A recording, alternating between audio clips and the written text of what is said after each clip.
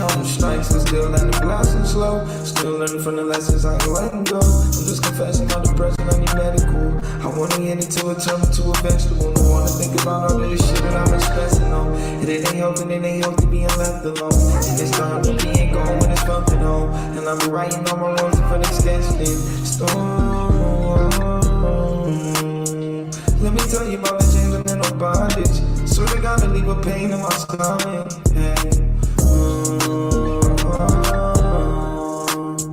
Why boys die young? Why boys die young? At the bottom of a model for a message. No, I don't need no suggestions. You only get one first impression. You only get one. You only get one. Fell asleep on the phone, just well wishing.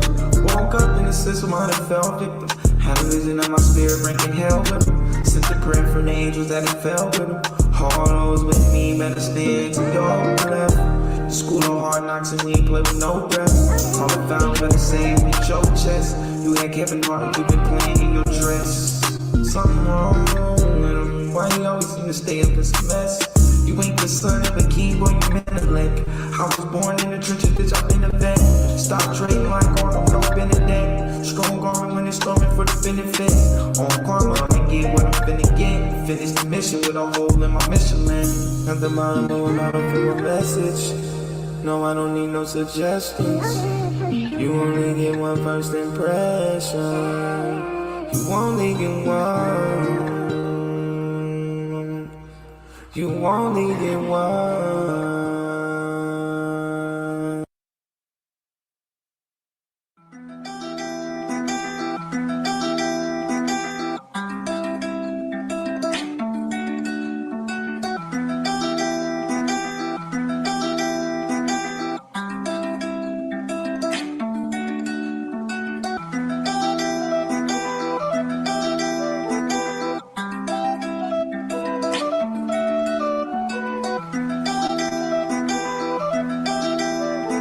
Depot on the beat. I couldn't believe it, even when out of eye, and I still couldn't see it. This is much deeper than flesh and blood, nigga. We fighting demons. Been double dared by the devil, and I'm still undefeated. Now you get to watch me get it up out of the mud. I couldn't believe it, even when I was out of eye, and I still couldn't see it. This is much deeper than flesh and blood, nigga. We fighting demons. I've been double dared by the devil, and I'm still undefeated. Now y'all get to watch me get it up out of the mud. Now y'all get to see me without a mud. Everything that I do gon' be out of love. And I'm proud of these trials and these tribulations. And I'm sick of my name always getting drugged. But no, I ain't budge. All of this money and you not pursuing it. All of this time you don't know what to do with it. Counterproductive and counterintuitive. Why you be acting like you already new to it? Straight from the gutter, boy, we getting sewer. As soon as we get it, you know we gon' move it quick. All of this money I made from the block. Get out the game and invest it in stocks. Bought me a whip, get the rest of it up. When you saving, don't stop, man, it messes them up. We gon' be fine, but we stay on our grind. All of my niggas is stepping it up, and they foot on our neck and no letting it up. We love with the playing field, even the battle. My son is a scientist, he's splitting at us. Need us more geniuses, I know we got them. I know it's in us, I'm bringing it out.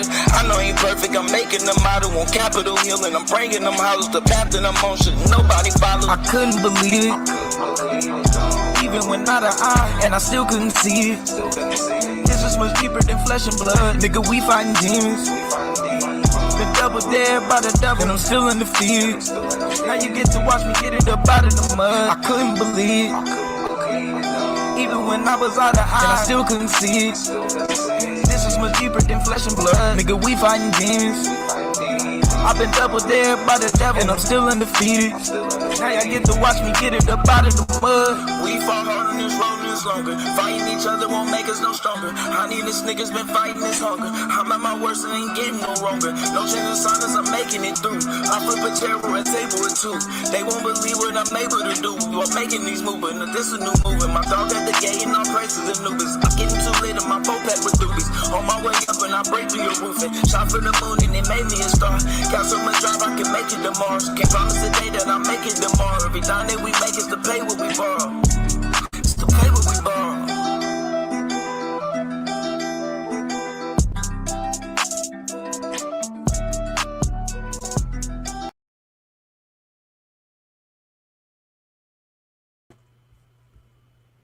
All right. What's going on with y'all today, family? I appreciate everybody showing up again today for another segment. Today, once again we are investing in love out the blue. So you already know what time it is. Last time, the last few times we got into Diane Nash. A few times before that, we got into also Diane Nash with also Reverend James Lawson. And today we're gonna be getting into the mother of the civil rights movement, Ella Baker, right? It's Ella Baker. So I definitely I put something together. We're gonna go into a few things. I probably ended out with her own words. Matter of fact, let me go ahead and get that queued up. But, this is just important because, like I said, when we talk about the civil rights movement, they showed us the blueprint on how to get things done and how to get things done for us, right? And that blueprint was using love and sacrifice, right? And when we talk about love, we are definitely not talking about Hollywood love and all of that. When we talk about love is the willingness to die for one another and also to die for those you don't know. Um, you know. And so that's just important as we go forward together, love and sacrifice. So that's going to be a major theme, especially as we talk about, bringing back the love doctrine, right? We got to bring that back around. The love doctrine, for some reason, I'm not sure what it was about that, but it ruffled a few feathers, when that came out last season. And, just for those, when I say last season, for those of you who don't know, I am a debater on the Solar Vision Debate League. And so during the season, that was, one of the themes that I was going in with in the debates was on love. And, one of the things I was able to find out was that love is undefeatable,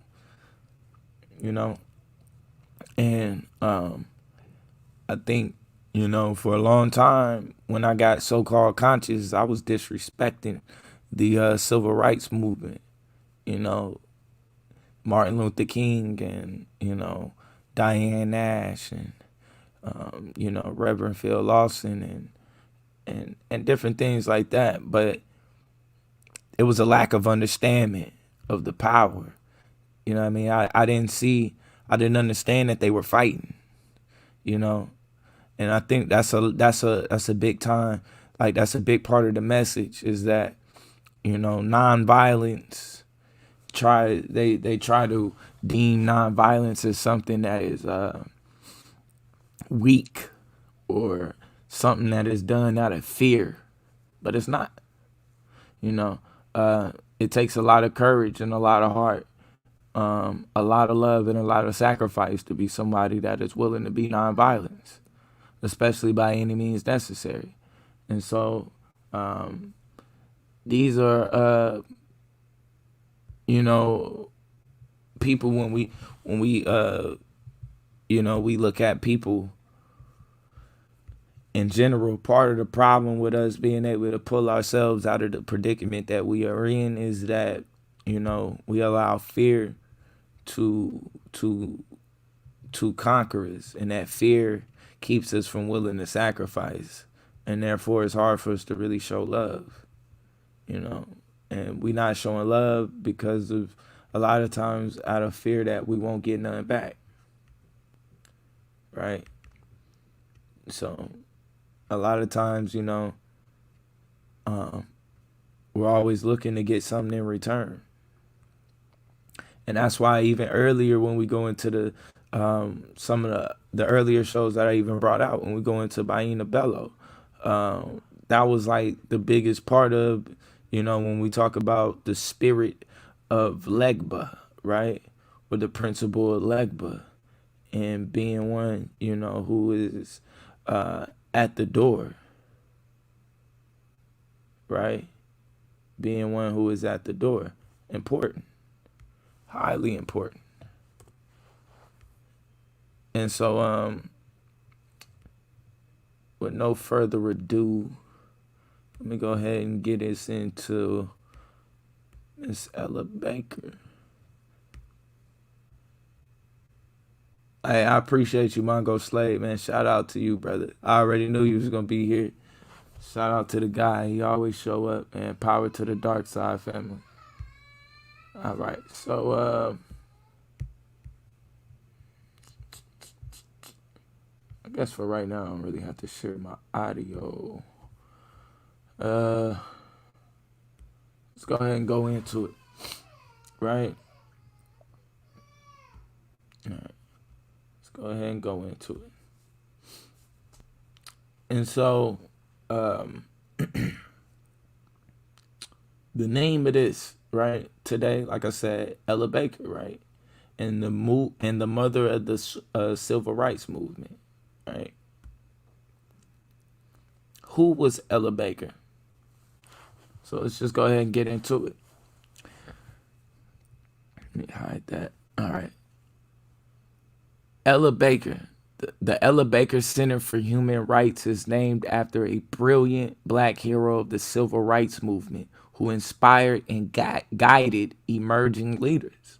We build on her legacy by building the power of black, brown, and poor people to create solutions for one of the biggest drivers of injustice today, mass incarceration, right? And so this is a foundation that was built off of Ella Baker and, inspired by Ella Baker. And so a lot of the principles that she has, in which we will see a lot of her principles, because I am going to go into some of her quotes after we this is right now just be kind of a little bit of a bio. But after the bio, I'll definitely will be going into some of her quotes, and we're going to kind of, build off of that, right? And so Ella Jo Baker was born on December 13th, 1903 in Norfolk, Virginia. Growing up in North Carolina, she developed a sense for social justice early on, due in part to her grandmother's stories about life under slavery. The major job was getting people to understand that they had something within their power that they could use, and it could only be used if they understood what was happening and how group action could counter violence, right? This is a quote from her. And so, and mind you, what are we doing? This is about non-violence, right? So what power is she talking about, right? The power, this energy. And as you know, in the last show, it was already described by Diane Nash, right? It was agapic energy. That's the force. It was agapic energy. This unconditional love and willingness to lay down your life, right? In a non-violent manner, right? This was important. Let's continue. And so Ella Baker's maternal grandparents bought, lived on, and cultivated land that was formerly a part of the plantation on which they were enslaved. They bought the land for $250, which they paid off in installments. This purchase was a source of great pride for their family, and they went on to become successful farmers, right? And so as we can see, they were able to, a lot of black people, before we got, before a lot of our land was taken, we were able to get our land, be successful farmers, and different things like that. But as we moved into the industrial age, we do see a lot of people kind of give these things up in order to move into the big cities. But this was definitely a big deal, as we can see. Just owning land in itself is something that's able to kind of instill pride, right? That's something that I think we can all kind of resonate with. Baker studied at Shaw University in Raleigh, North Carolina. As a student, she challenged school policies that she thought were unfair. After graduating in 1927, a class valedictorian, She moved to New York City and began joining social activist organizations. In 1930, she joined the Young Negroes Cooperative League, whose purpose was to develop black economic power through collective planning. She also involved herself with several women's organizations. She was committed to economic justice for all people and once said, and we'll go to a quote, and this is Miss Ella Baker right here. People cannot be free until there is enough work in this land to give everybody a job, right? And I think we pretty much know that ain't gonna really happen. And so Dr. King, a gifted speaker, was chosen to be the organization's figurehead. According to several historians, including biographer Barbara Ransby, writing in her book Ella Baker and the Black Freedom Movement, a radical democratic vision, it was Baker who principally framed the issues and set the group's agenda. Right? In 1958, she moved to Atlanta to spearhead what had become the Southern Christian Leadership Conference, or the SCLC, the group primarily associated with Dr. King. And one thing I want you guys to understand is, not only was this sister, what made her such a great leader, right? It wasn't being the face of organizations. It was the fact that she was a great organizer in general, right? That's one of the things that you're going to see that she's able to pride herself on. Like, she was able to organize and get people to, it's one thing to be able to get people to gather together. But from there, now you have to have a plan installed that gives them direction. And so what she was able to do was be a calm head that with a well thought out plan in order for us to be able to get things done and to get, certain things accomplished. Right? And while those groups typically had male figureheads, it was Baker who, first as an NAACP field secretary and later as its director of branches, spent the 1940s traveling from small town to small town, convincing ordinary black citizens who had been enslaved and terrorized for more than 200 years to join together and peaceably insist that they were deserving of basic human rights, right? So, and when it says peaceably, right, what did that mean? That just meant we meant non-violent, but yet disruptive. This is non-violent and yet disruptive, right? And the way that we know that it's disruptive is because it incited violence against them. It incited violence against them. And when you look at it today, they don't like looking at that. So it's in a way, we try to maneuver off of what happened and pretend like it didn't happen. And and what's even worse is they've almost even convinced us to pretend like it never happened also.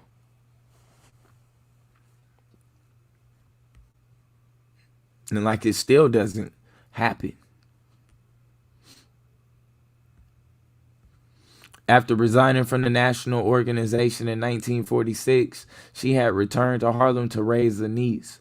Baker stayed involved with its New York chapter, and in 1952 was elected its president, the first ever woman in that role.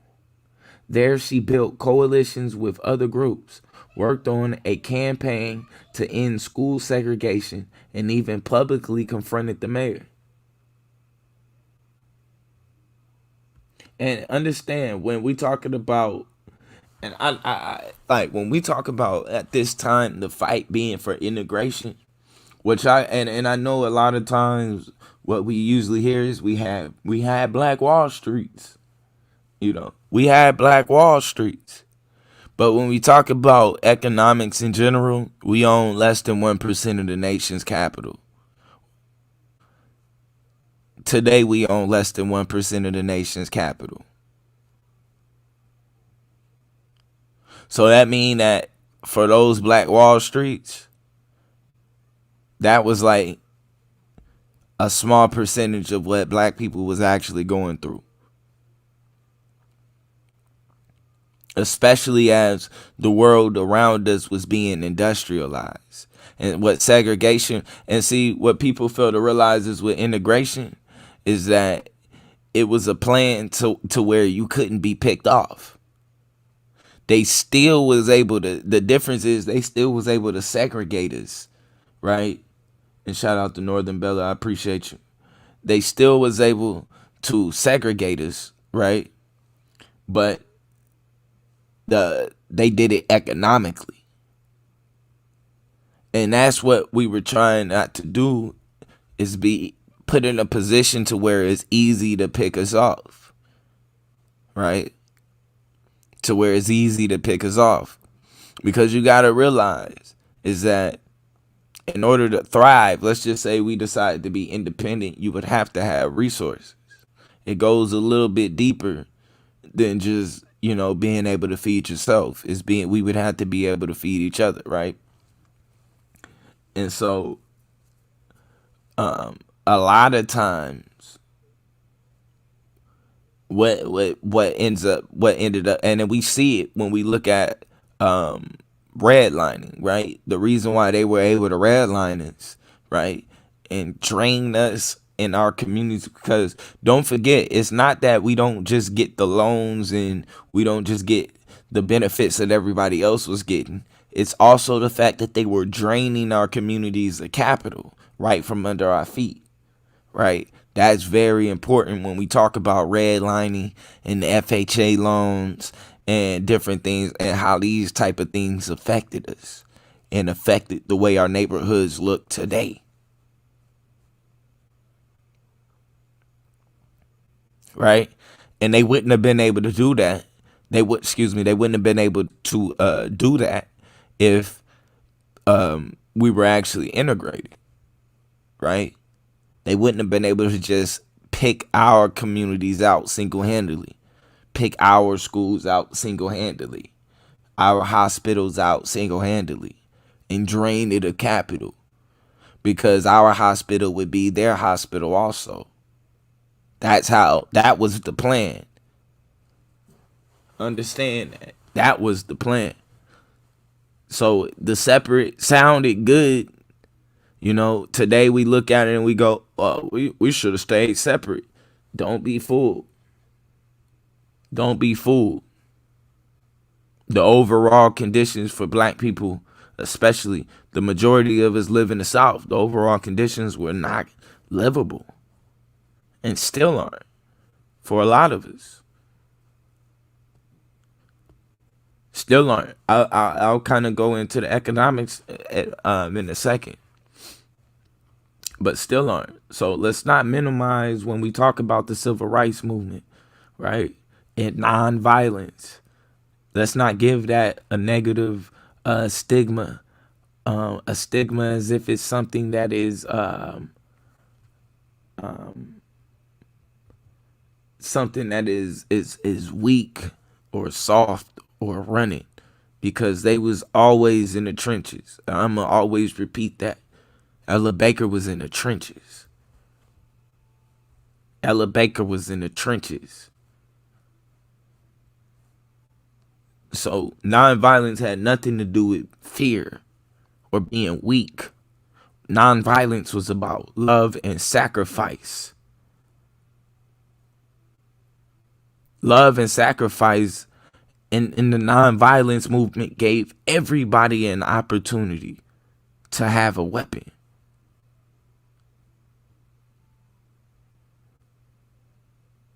You 100% of black people cannot pick up arms and go and physically fight, but 100% of black people can sacrifice, can love. That's possible. That's a weapon we all have. right? And so she was able to recognize that. And so as we continue reading, you didn't see me on television. You didn't see news stories about me. The kind of role that I tried to play was to pick up the pieces or put together pieces out of which I hoped organization might come.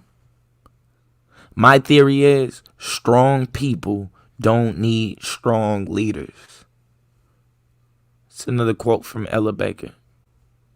Strong people don't need strong leaders. So understand that when Martin Luther King was able to draw more people in, it was Ella Baker that was able to organize them.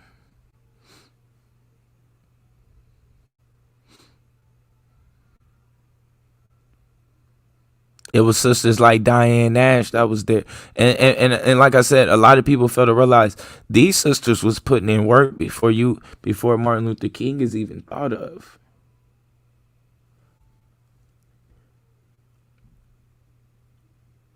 In a lot of ways, like I had a debate where somebody told me I should have used Martin Luther King.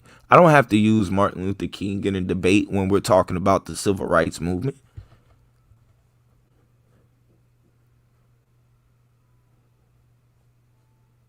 That just kind of shows how the impact of our mothers like Ella Baker and Diane Nash and Rosa Parks, it kind of seems to be diminished and disrespected.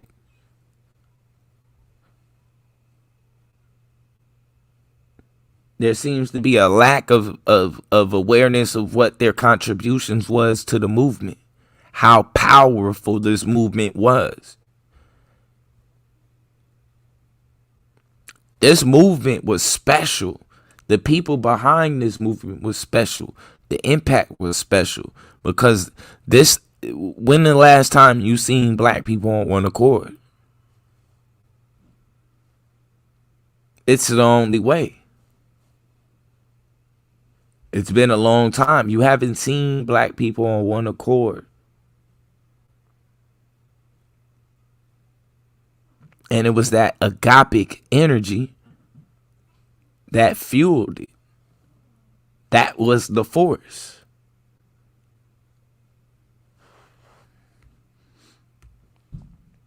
One of the things that, and I'm going to continue, this is another quote from Ella Baker. One of the things that has to be faced is the process of waiting to change the system. What's the system? I'll let you answer that. How much we have to go to, how much we got to do to find out who we are, where we have to come from, where we have come from, and where we are going.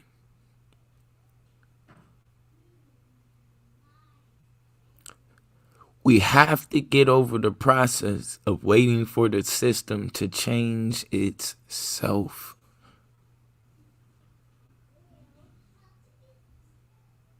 You have to get over that.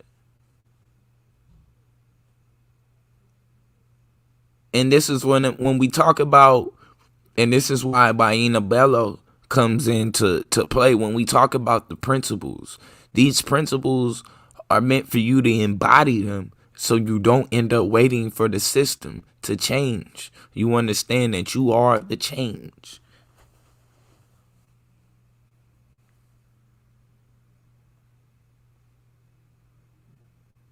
Now, I appreciate y'all.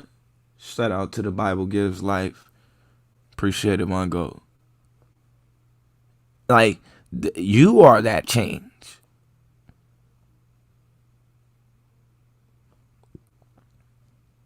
Things don't begin to transform until the mind is made up that, no, I'm not taking this anymore. That's the transformation in the beginning of a new creature.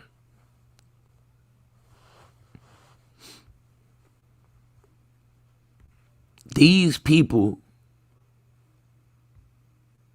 our mothers, our fathers, a part of this movement,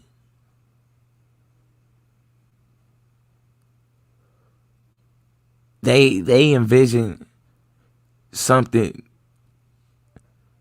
that was outside of their reach. Even the things that we even see today, they couldn't even imagine. They couldn't imagine would have come out of it. But we have to also remember Diane Nash is what? What did Diane Nash say? That that oppressed people have to do what? You have to participate in the system.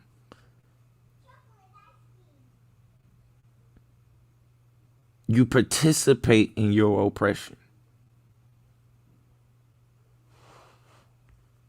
Let's not forget that. She also said, give light and people will find a way.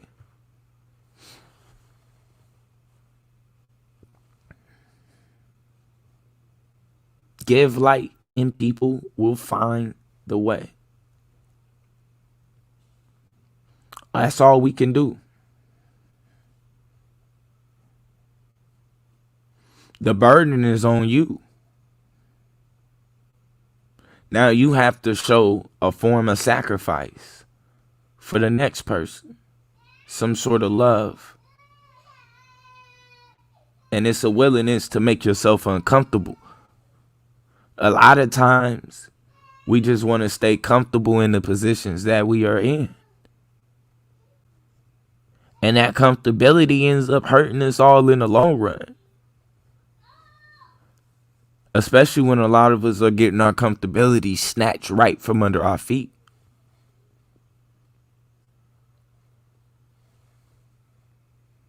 You're not going to be able to overcome fear without love. And with true love should come sacrifice.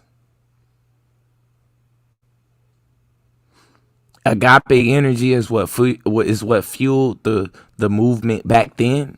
And that's what's going to fuel the movement now. The fight doesn't stop.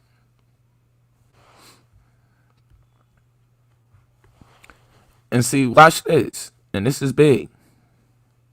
And because this is what a lot of us seem to think and believe. It says, remember, we are not fighting for the freedom of the Negro alone, but for the freedom of the human spirit, a larger freedom that encompasses all mankind. And that's what a lot of us don't see. The very system, it provides this illusion that it is benefiting people that is actually also hurting. Everybody wants to come and try to participate and end up being ones that are being capitalized on. End up being put in predicaments that are kind of hard for you to actually get out of. We move forward in this system or in this oppression, then what are we doing? Digging ourselves into a deeper hole. And I pray it's not a hole that we cannot get out of at some point. Because it gets tough. I mean, it really, really does. But Six Flags and Doritos and a lot of the different things, the different, because the different food addictions and all of these things, those are the kind of things that kind of provide this comfort for us. Water parks, they provide this comfort to where we're willing to continue in our own demise so we don't lose those things. And most of these things are built off of artificial stuff. The accessibility to a McDonald's whenever you want it. Can't live off McDonald's stuff. But you want the accessibility. You just want to see it. As long as you see it, then now, you're comfortable. You just want to see it though.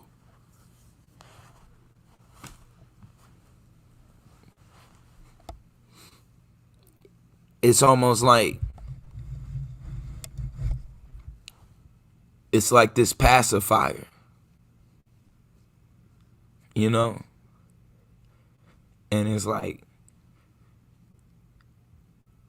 when you should be probably learning how to deal with your emotions, learning how to deal with yourself, you get in this pacifier.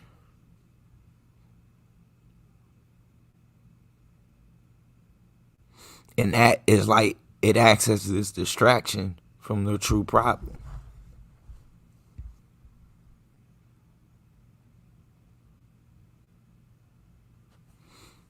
And that's a danger to us. That in itself, like I said, it just kind of keeps us in the same predicament that we in. Understand, this ain't just about us. Aboriginal culture is being attacked around the planet. That's on the planet. The whole planet right now is trying to, what they are calling modernization, aka anti-Aboriginal, anti your spirituality, anti how you express yourself. It's anti you.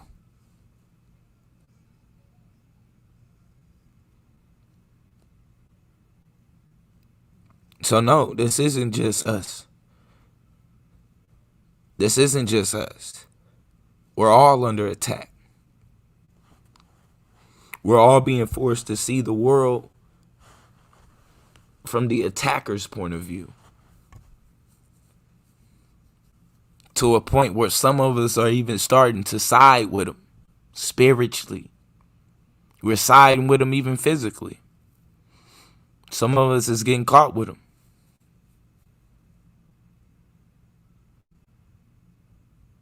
Eventually, some sort of decision, when we talk about this, it has to be made.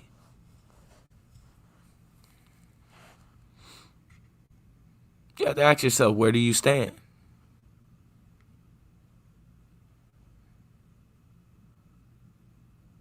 Where do you stand? Because trying to play both sides of the fence, it only hurts us. It only hurts you. We can't protect the image of the black man and the image of the black woman if we're not willing to sacrifice.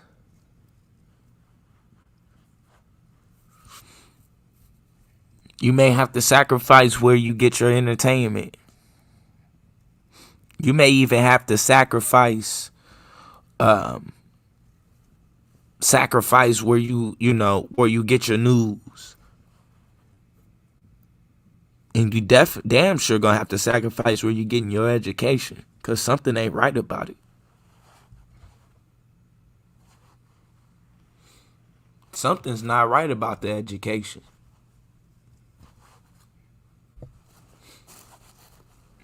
We hear about critical race theory and different things, and people are complaining about them because of what it's I ain't seen an uprising from it. They doing something right when they teach it. Because to see that, and that don't move your spirit, it's something detrimental. And that's the dangers of indoctrination.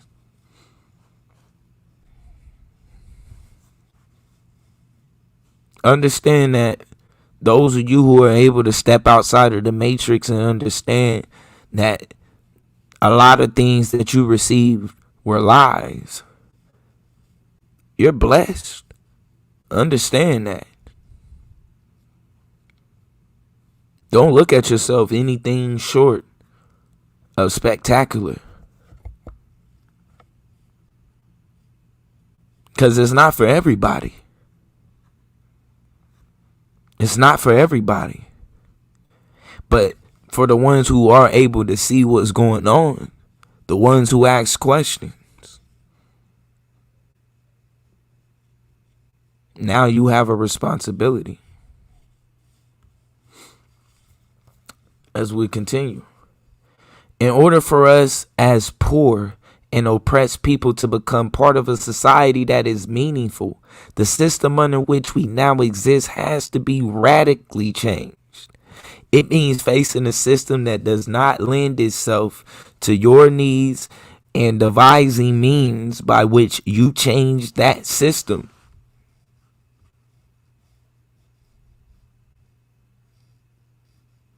You are the change. Understanding that. This is about poor and oppressed people. How do you get this done?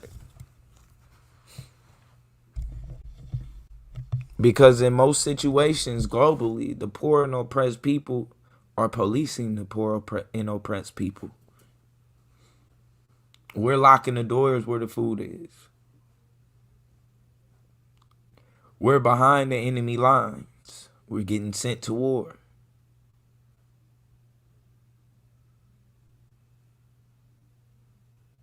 We are in the room cleaning up where the secrets are kept.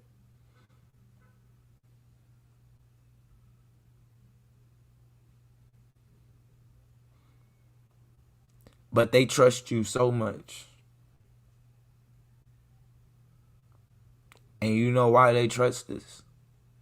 Because we've earned it.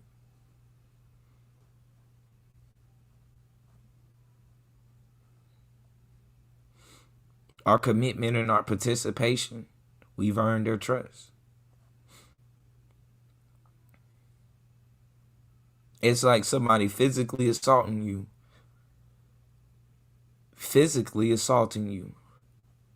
And then leaving a gun on the table and turning their back.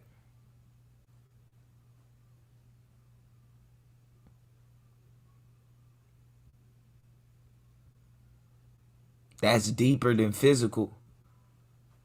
He's not even worried about getting physical because he knows overall he has your mind.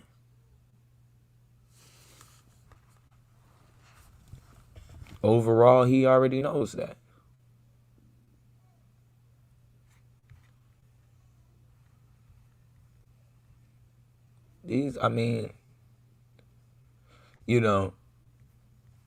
These are kind of, hold on, let me see some. Yeah, let me stop. I appreciate you. Shout out to AOI is in the building. AOI is in the building. Before I continue reading, I'm gonna get a speech. Let's get a speech from Miss Ella Baker. And then we'll get right back into it. Right? We'll get right on back into it. But yeah, let's get this speech real quick. We'll hear from her mouth. And give the mother of the civil rights movement a chance to speak. And I'll be right back.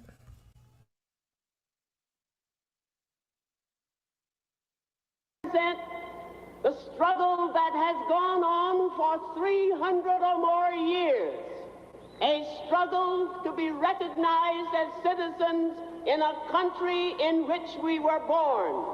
I have had about 40 or 50 years of struggle, ever since a little boy on the streets of Norfolk called me a nigger, I struck him back.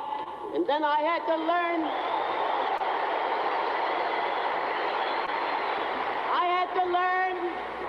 I had to learn that hitting back with my fist one individual was not enough.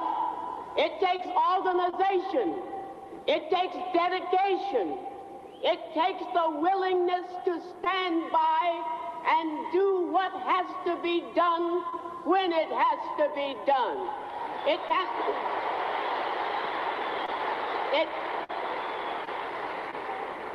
A nice gathering like today is not enough.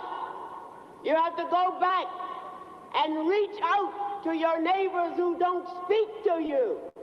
And you have to reach out to your friends who think they are making it good and get them to understand that they, as well as you and I, cannot be free in America or anywhere else where there is capitalism and imperialism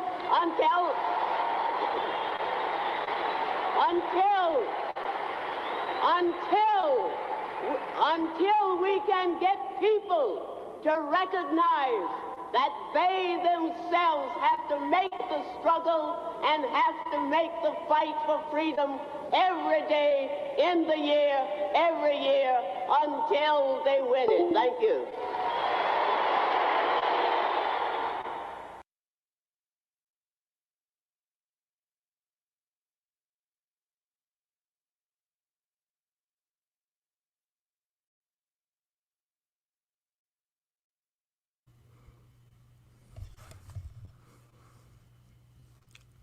Yeah, well, shout out to you, brother. Yeah, I'm finna, you know what? Yeah, let me go ahead. Yeah, let me go ahead and open it up. Yeah, let me stop sharing. Boom. Yeah, I'll go ahead and open it up. Bam.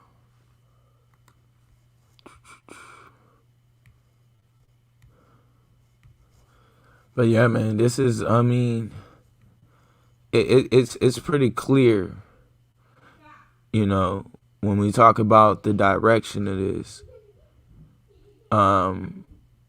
You know, it's pretty clear that it's about participation, right? It's about participation and where you stand. And let me see if I can.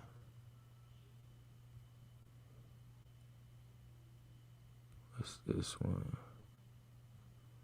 Okay, I'll just find that. And so, you know, all right, so yeah, the link is out there. Anybody that want to jump on and jump into this discussion, definitely want to get these words too of Diane Nash, because this is important. You know, I brought this out in the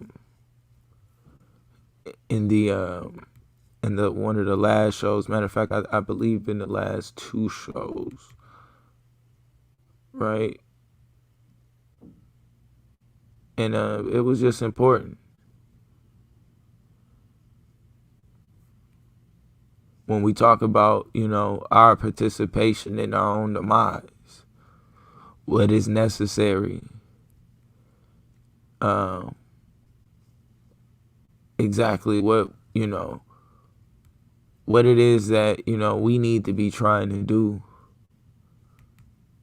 and what we need to be willing to do, understanding the weapons that we do hold and how these weapons are, you know, it puts us in a predicament to actually succeed. And also, and like I said, a lot of this is about, you know, moving forward with a clean slate. That's what a lot of this is about, right? And so when we, you know, we're trying to avoid not only making some of the same mistakes that we had made before, but also avoiding things like, you know, let me check. Oh, okay, here you go. Shout out to you, Titus B. What's going on? What you got? Peace. What's up, bro? Nice being on the live with you again. Oh man, I appreciate you. I appreciate you, man. I appreciate you. Oh yeah, most deaf, man. I had to jump on. I see you on here, so Oh, good, man. Did you just jump on, or did you catch some of the conversation? I caught probably like 5 minutes. I would say I seen the lady speak, Miss Baker, peace be upon her, because I don't know if she's still here with us, you know. Right, right, right. So yeah, I heard her speak. So I appreciate that, God. I appreciate that. And yeah, man. Well, basically, the last few segments I've been doing has just been what has been deemed as the love doctrine.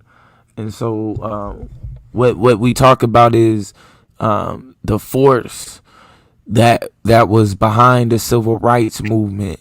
That force being behind the movement also today that we have globally, of being in control of our own destination from this system. And so, what my main principles with that is being love and sacrifice.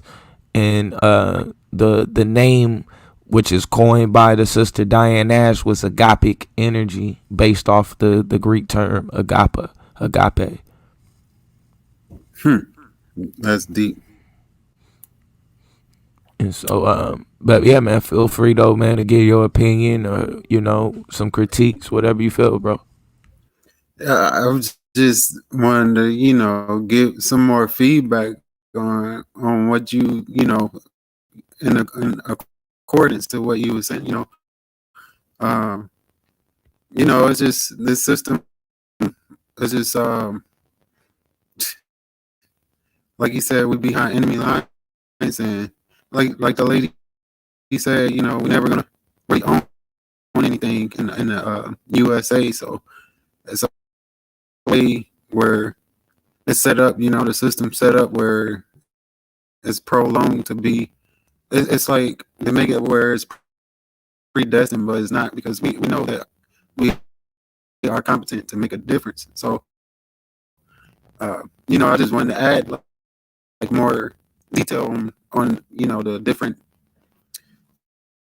structures they put in place for people, specifically target group like us as African people in America. Um,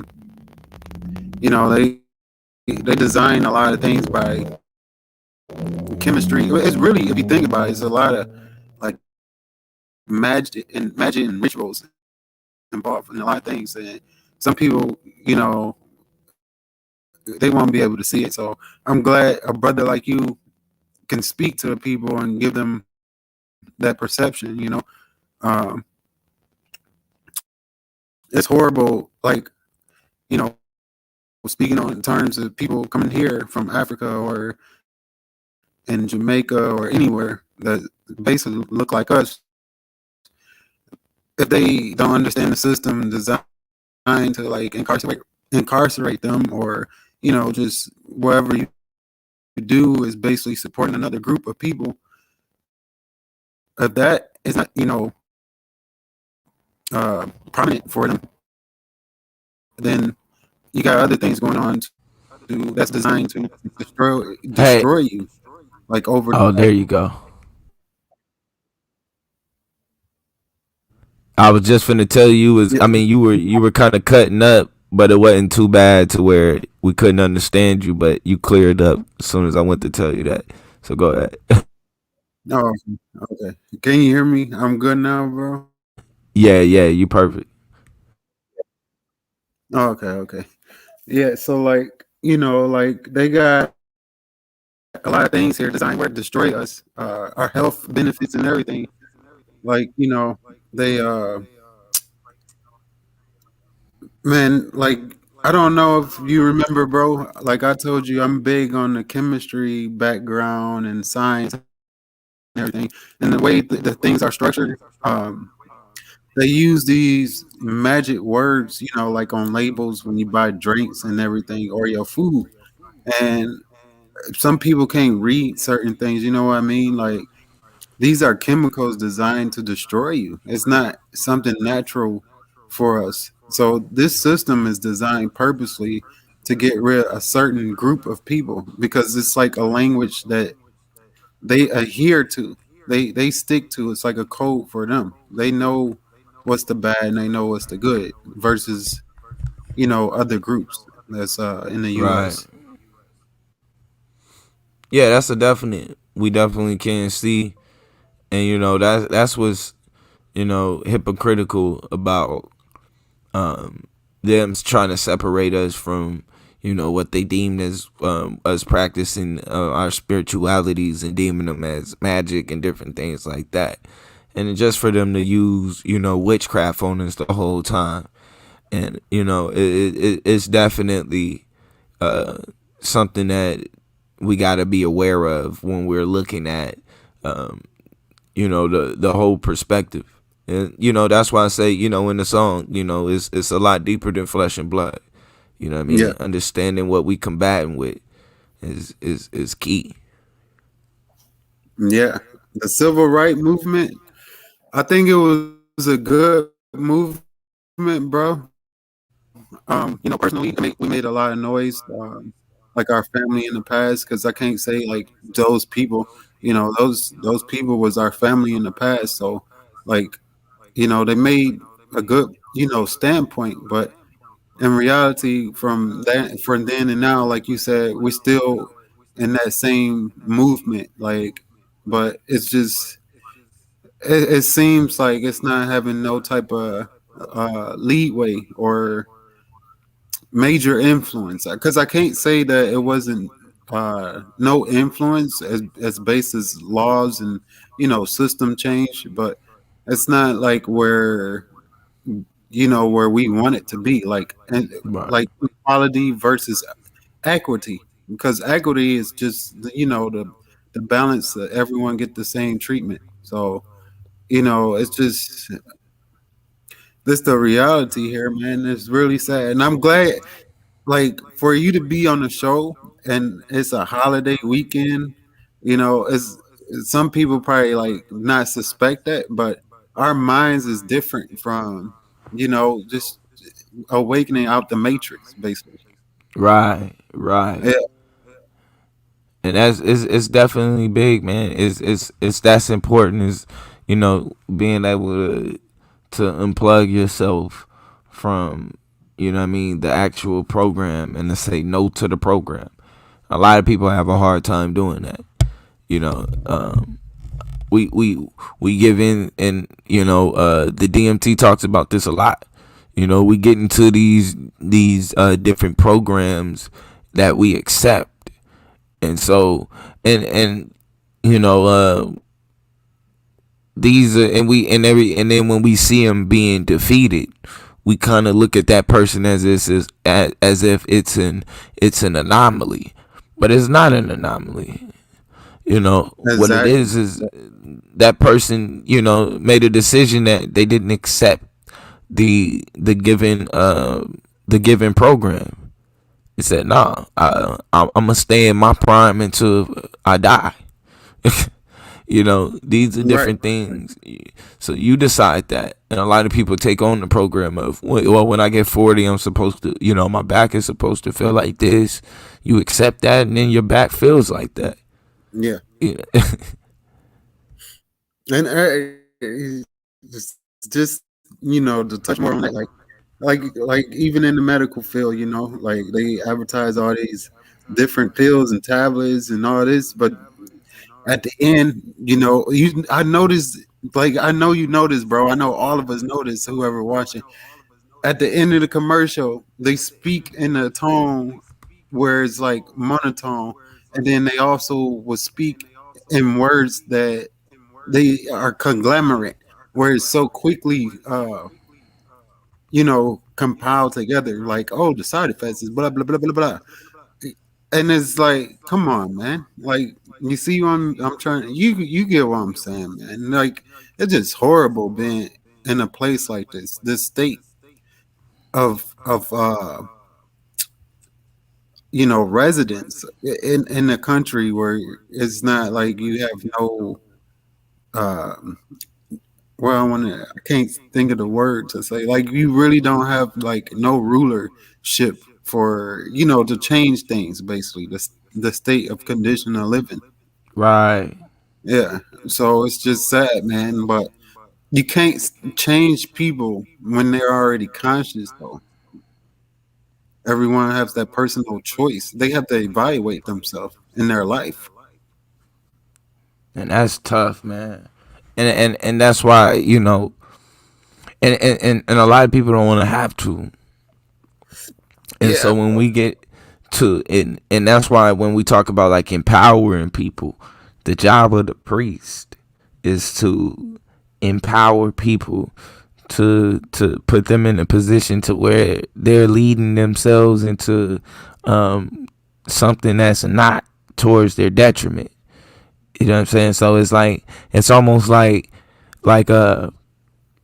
it's like when you could be like the best player on the team, but you got a dude that he ain't the best player, but he can get hot. You know what I'm Yeah. saying? So eh, you can empower him in a way to lead in certain moments to where he's able to do his thing and he feels like he's this is his moment and his time, and it's all in being in the contribution for the team. Yep.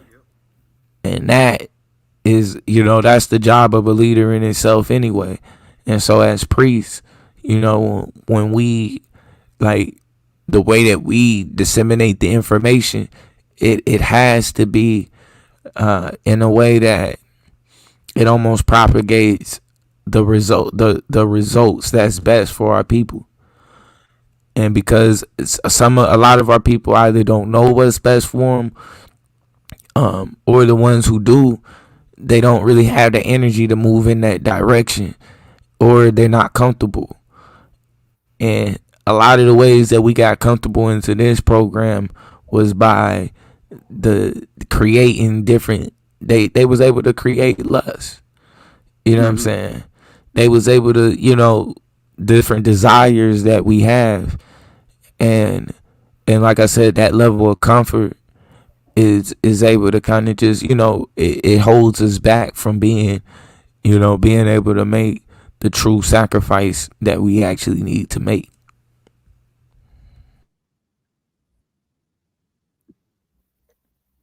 Exactly. Yeah. I agree, man.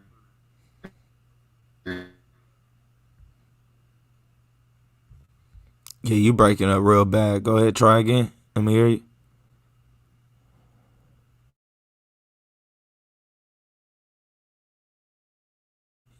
Yeah, you might have to go out and try to come back in. I mean, yeah, bro, into Bible gives. Yeah, when we talk about the priesthood, the priests are the people, man, who it's a reason why, certain people hold panels. You know what I'm saying? It's a reason why, and it's like that's how priesthoods are developed in itself, bro. That's kind of like how it kind of occurs, and so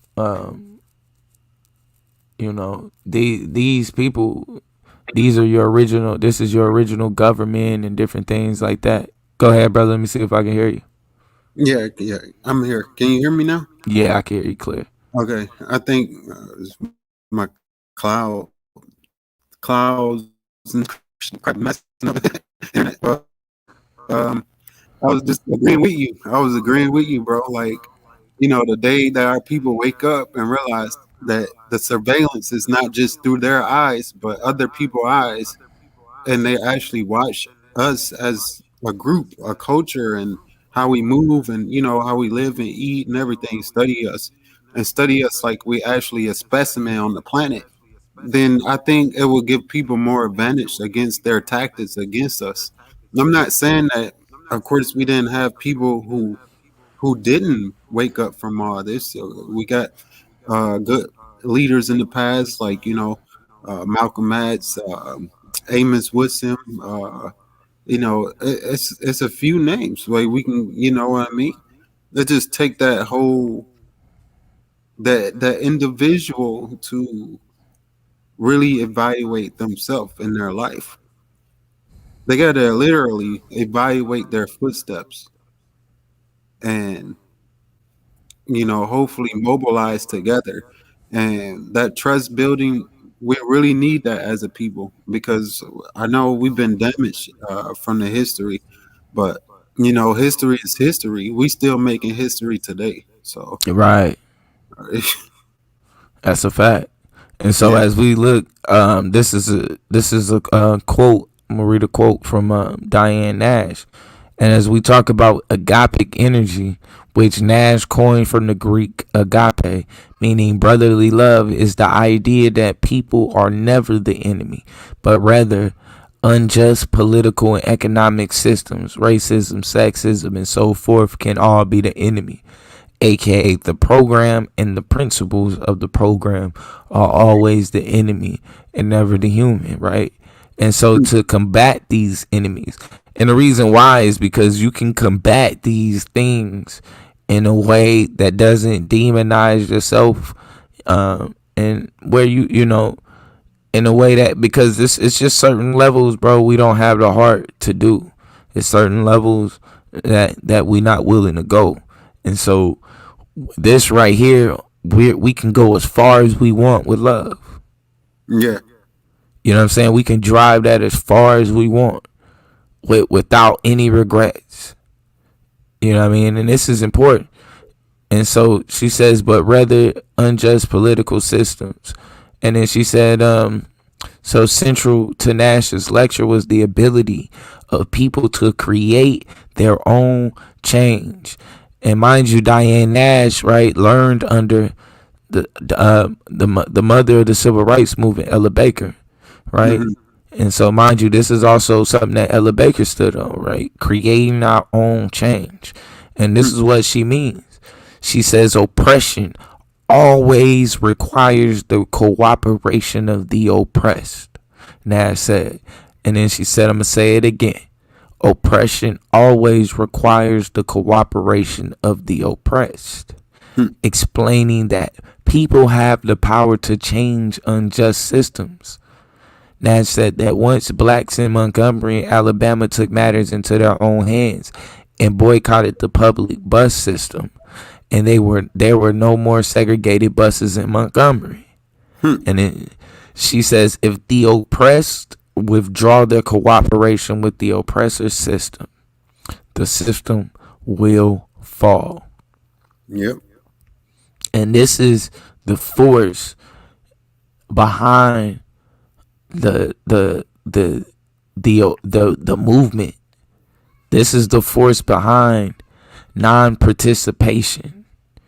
You know what I mean? This is big. And this is why they were able to do that, because they understood not only what kind of power they had, but they understood what power that black people had. And they said, well, Exactly. we could use this. Let's harness this energy. Let's harness this power, and let's drive it as far as it'll take us. And so it came up big. I like, man, like everything you just said, bro. Like you said, like they understood our power from ancient time. I almost think it's a tinge of jealousy and envy, honestly, and it's not going to stop until we as a group change this. You know what I mean? Like it's because in ancient history it showed how much power we had. So when they discover these things, them being outsiders, uh, They study us. They came, with the trinkets, and they still do the same thing. We know this, and they come and study like I said before, like we literally a specimen, like how they study everything else. But Exactly. our people need to realize this. Like I'm not trying to get off topic, bro. Somebody said you say F God and Jesus, bro. See, they probably don't know like why you saying that is because the system is designed from that. Like they use religion to keep people, stagnant from the true liberation of oneself. Exactly. So, eh, eh, Exactly. like, you know what I mean? Like, it's people got to start analyzing and synthesizing. I can't just say analyze. You have to synthesize these things as well. Break it Facts. down and then put all these little pieces back together, and you get your good total results from these things. Like, they use so many different methods to keep us in this level of undermine and uh incompetence or whatever, like whatever they wants to say about us. But we know for a fact what we are worth as souls. We're souls walking around the planet. So, like, man, I just, like, just being on the show with someone like you, bro. It's an opportunity, and I really appreciate like you having me on here. Like, Oh it's man, no problem, God. I appreciate you, man.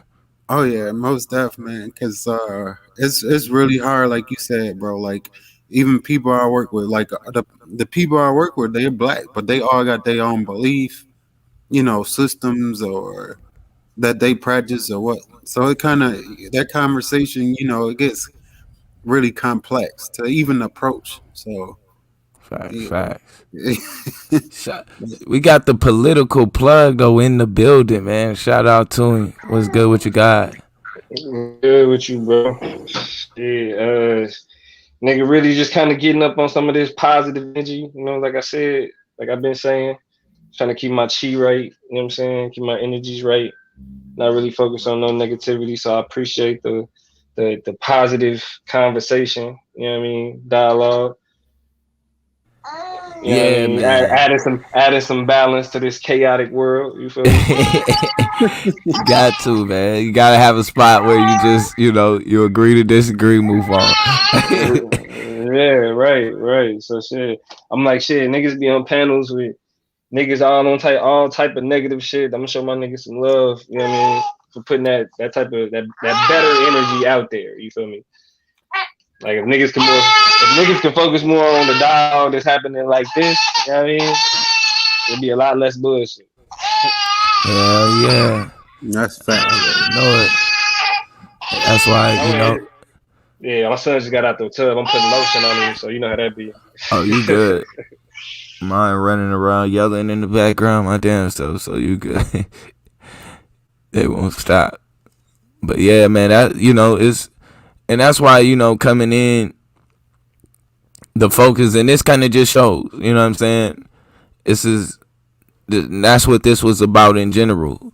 Basing this off of, that agapic energy and bringing that back around. I think that was something that got lost in the civil rights movement. I don't think a lot of people uh, are are privy to that force, and I think that's something that definitely needs to be brought back uh, into the mix when we talk about black consciousness and making moves. Because like I said, those are the blueprints. They gave us the blueprints on things that we needed to do. We needed to be able to disrupt, the process that was going on, and also be able to do it non-violently. Yep. Like Marcus Garvey said, there's so many people, man. Like it's books and books, man. Like that I got that's deep, man. Like some people probably don't even, like when you said it, it kind of threw me off because I used to study, different like historical like linguistics and everything, but like now I'm, more on the science tip, but that's some deep, like I mean, it's just honestly is logical, man. Like you can't like the oppressed people if they don't be subservient anymore, if they refuse to be subservient, what is the next move then? Like for these, oppressors, so-called oppressors, they can't,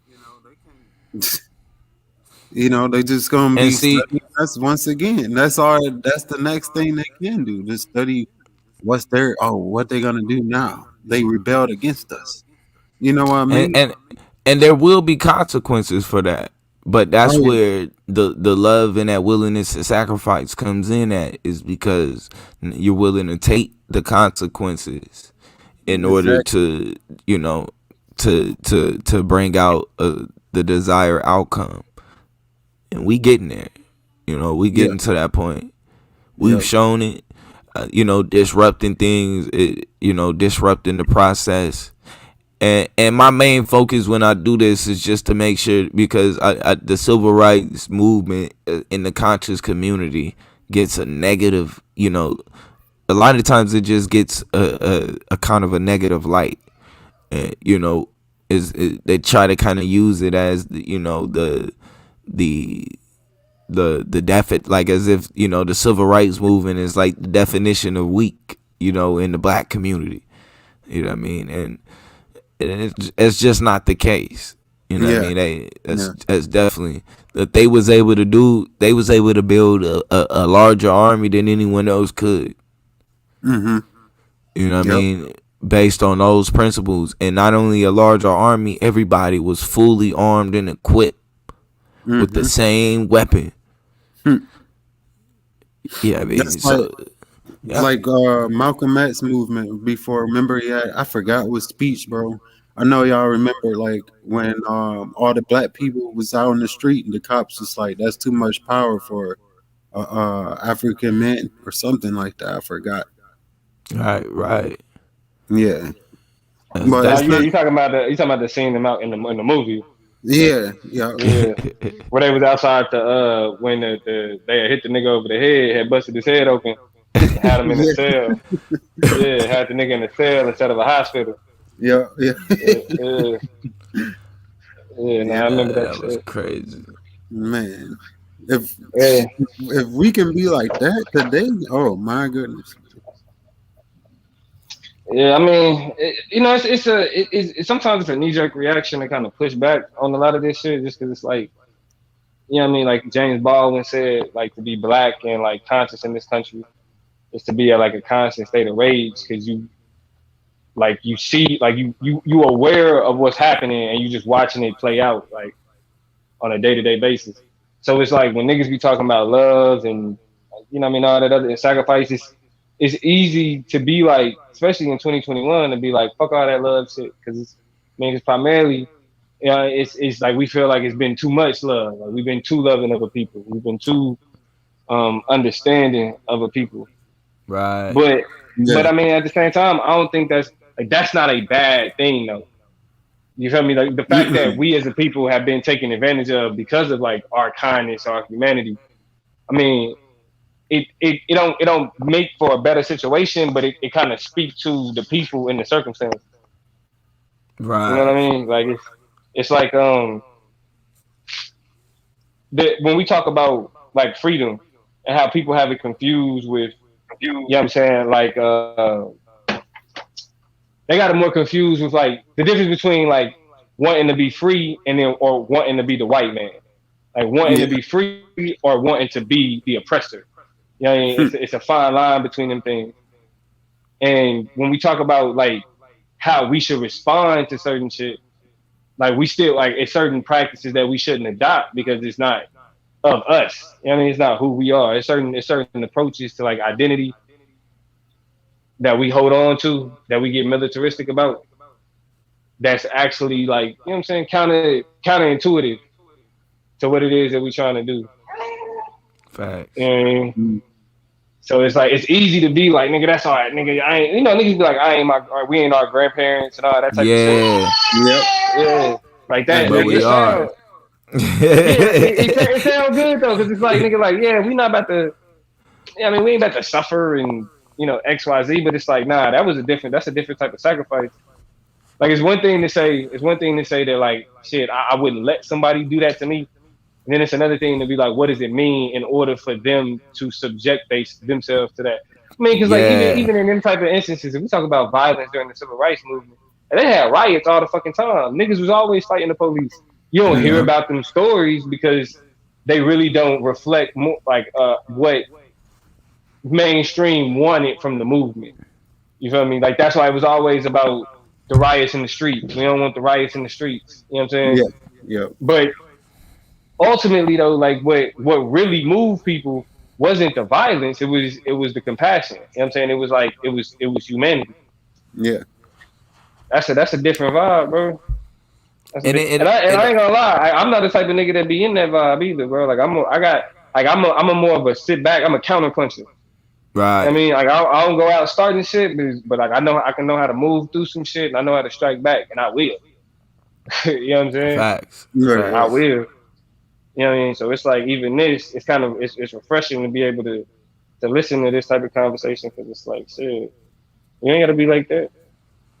Yeah, it definitely is. It's a tough because it's almost like we get put in like this little line between like we, we because we under the illusion that we all just ready to go and do this, and we say that, but in actuality, it's like man, our crying kind of shows we still not even ready for that type of life.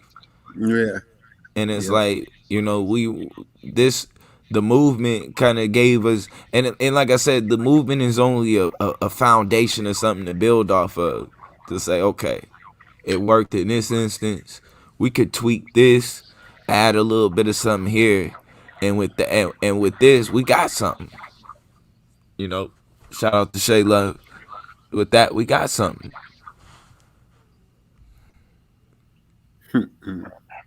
I think the political plug said, like how bros be like, nah, we ain't about that or whatever. So I think it's more like our people, they need to redirect the whole compassion and the love and respect to like your self image, because even today, like I said, it's an opportunity to speak to a brother like you or even you, political plug, because we on this daily basis struggle.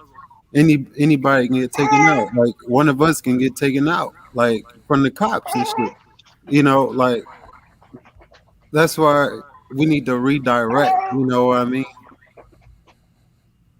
Now I Like, actually think like when we talk about compassion, we don't got enough like ourselves for sure, and what that bleeds over into, we don't have enough compassion for each other.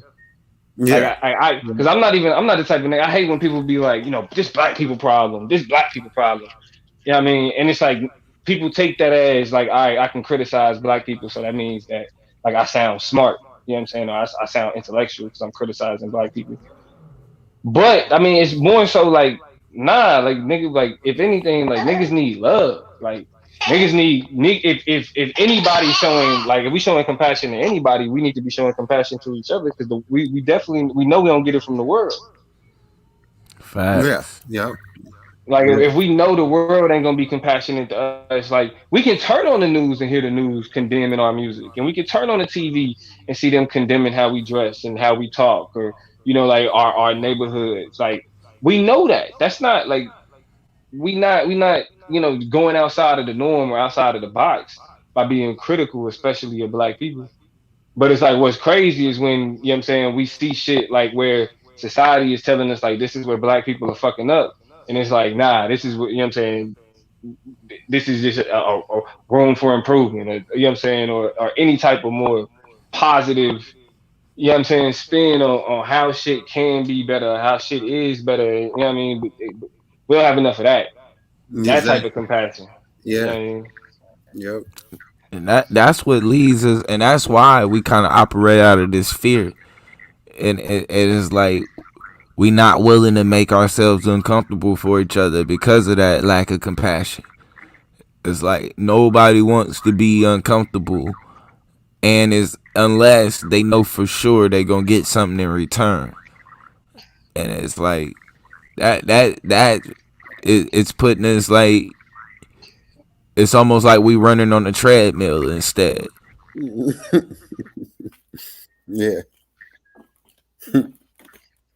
Yeah, man. shit. I mean, but sometimes nigga, we like the thing about getting on the treadmill, like getting off of the treadmill and kind of like moving forward is like shit. It's why you there in the first place. Like that's the strength that we got to build up. That's what I was talking about in that debate. I was talking. I just like one thing that I give a fuck about as a whole is like cultural cohesion. Like black people having like a more interconnected appreciation for each other, like even outside of they like our own beliefs. Yeah, I feel like I Mm-hmm. think I feel like it's anti-black to be like if you don't believe like me, I can't fuck with you. yeah, yeah, You know what I mean? Like that's like that's Facts. that's outside of like who we are as a people. You know what I mean? And so it's like when we talk about blackness, when we like when we celebrate blackness, like we celebrate like the difference of it, like how it's not all the same, like how we don't all look the same, dress the same, speak the same. Even when you go to the continent, I think that the biggest detriment that we see when we just be like Africans is like we ignore the thousands of different groups of people that exist there, like the different languages, you know what I'm saying, the different music, the different it's not all one shit. But the one thing that we able to recognize when we say Africa is we talking about the multiplicity of it. We talking about like when we say Africa, we talking about like this explosion of culture that's connected to this continent. You know what I mean? And the people that's connected to that. yeah, And that's important, man. Like we gotta be building, and because it, like you said, it kind of it's a reflection of how we see ourselves, and we kind of see that disconnect and how it plays out when we start talking amongst each other. And it's like, the separate, not to even get into that, but immediately this separation from being black and then the separation from being African. It's those two things seem to like just go hand in hand whenever we try to build with each other. Yeah, I definitely think that's the detriment. Like you don't have black without Africa. right. Like that's where that stems from. Like and I know it'd be a lot of confusion when people talk about blackness being associated with an experience, but it's literally the experience of like the interaction between Europeans and non-Africans with Africans that created the black. That's an experience that created black. The people that we call black did not call themselves black. Nope. They were who they were. You feel me? Like that. And it sounds like you're trying to distance them from black people, but it's the opposite. You know what I mean? Like what we gotta understand is that we're called black and we adopted that, like by the people that called us that. I mean, even the entire continent, like we call it Africa, you know what I'm saying? The line, like the borders and all that shit.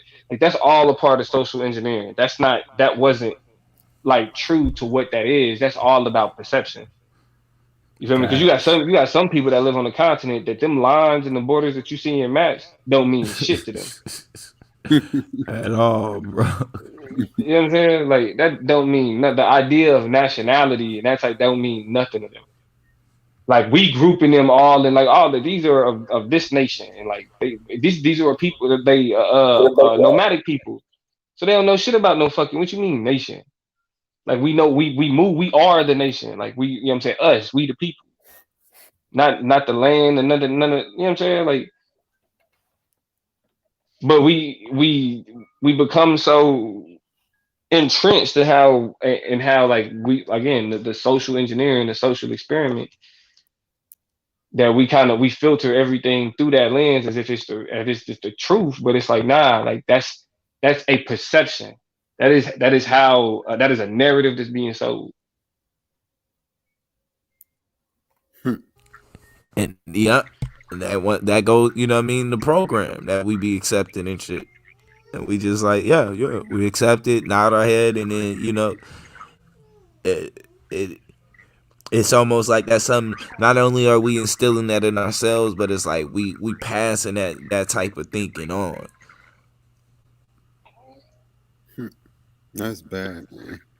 So repeat, recycle, the same thing, man. Yeah, I mean it's about, but it's about figuring out how to break out of that shit though.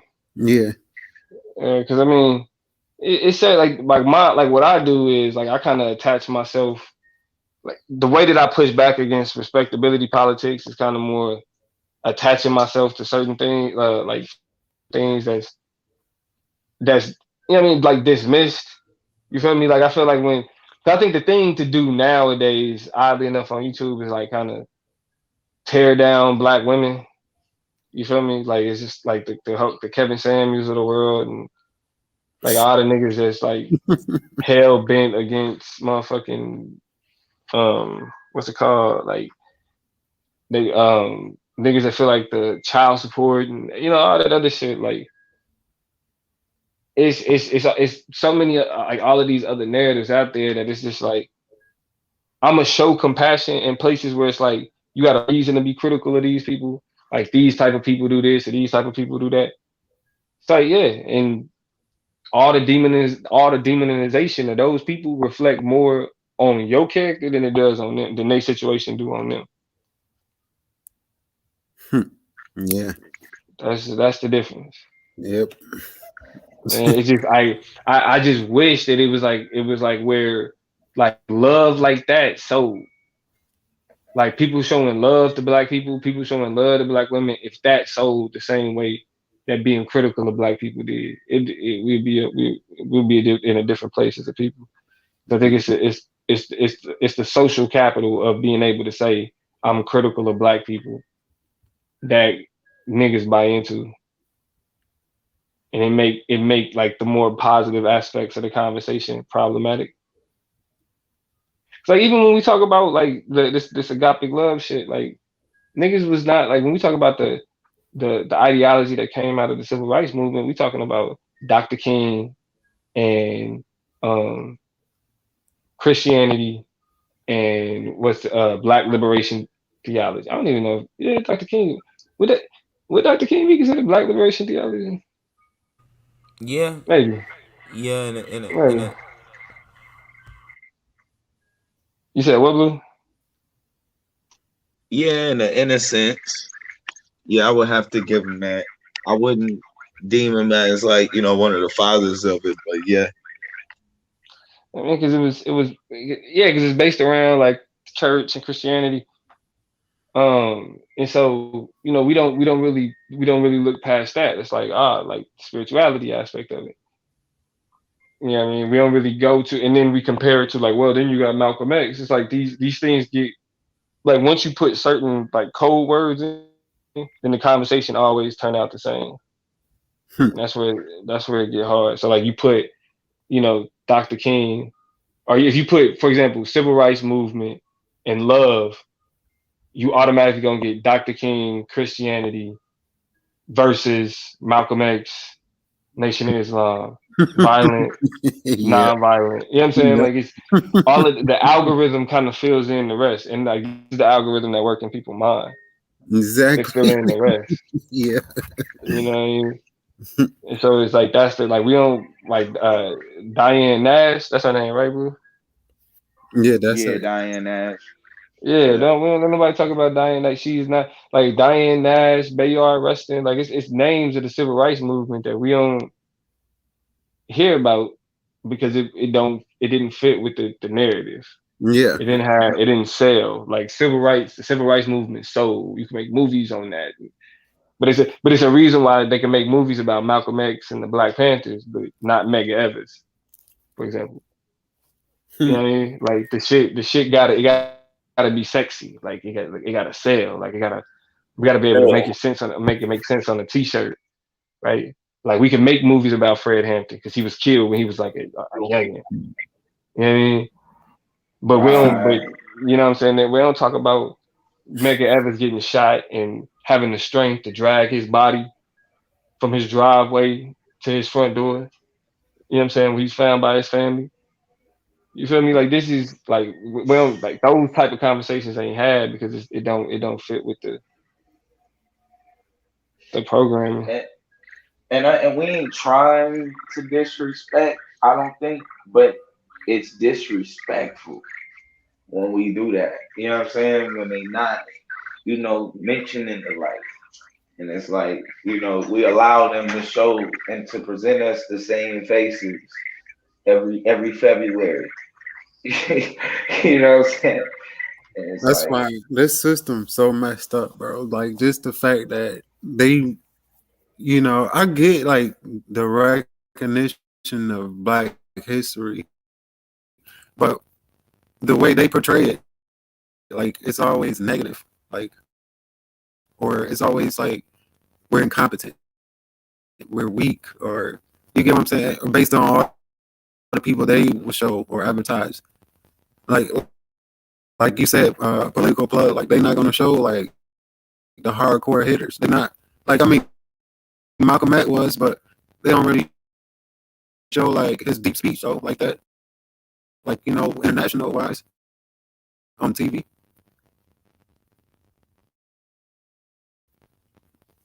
I mean, like this.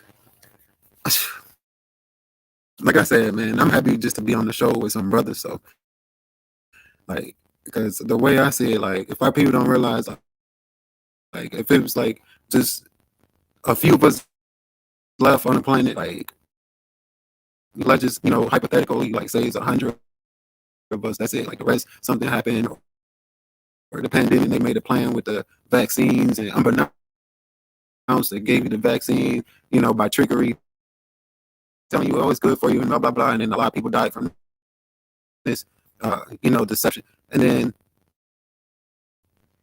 what's those 100 black folks gonna do then? You get what I'm saying? Like, I think the compassion and respect will come back because they feel like they on the edge of a vestige, basically. mhm. Yeah, And it's, it shouldn't take it's like the precipice to change, folks.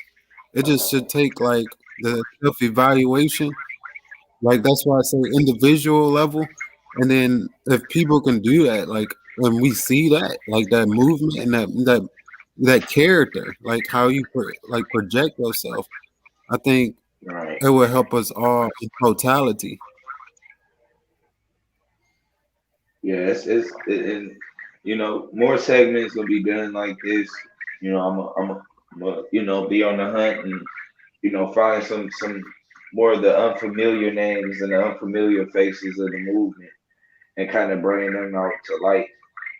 And some of the things that they had to say, some of the principles that they stood on.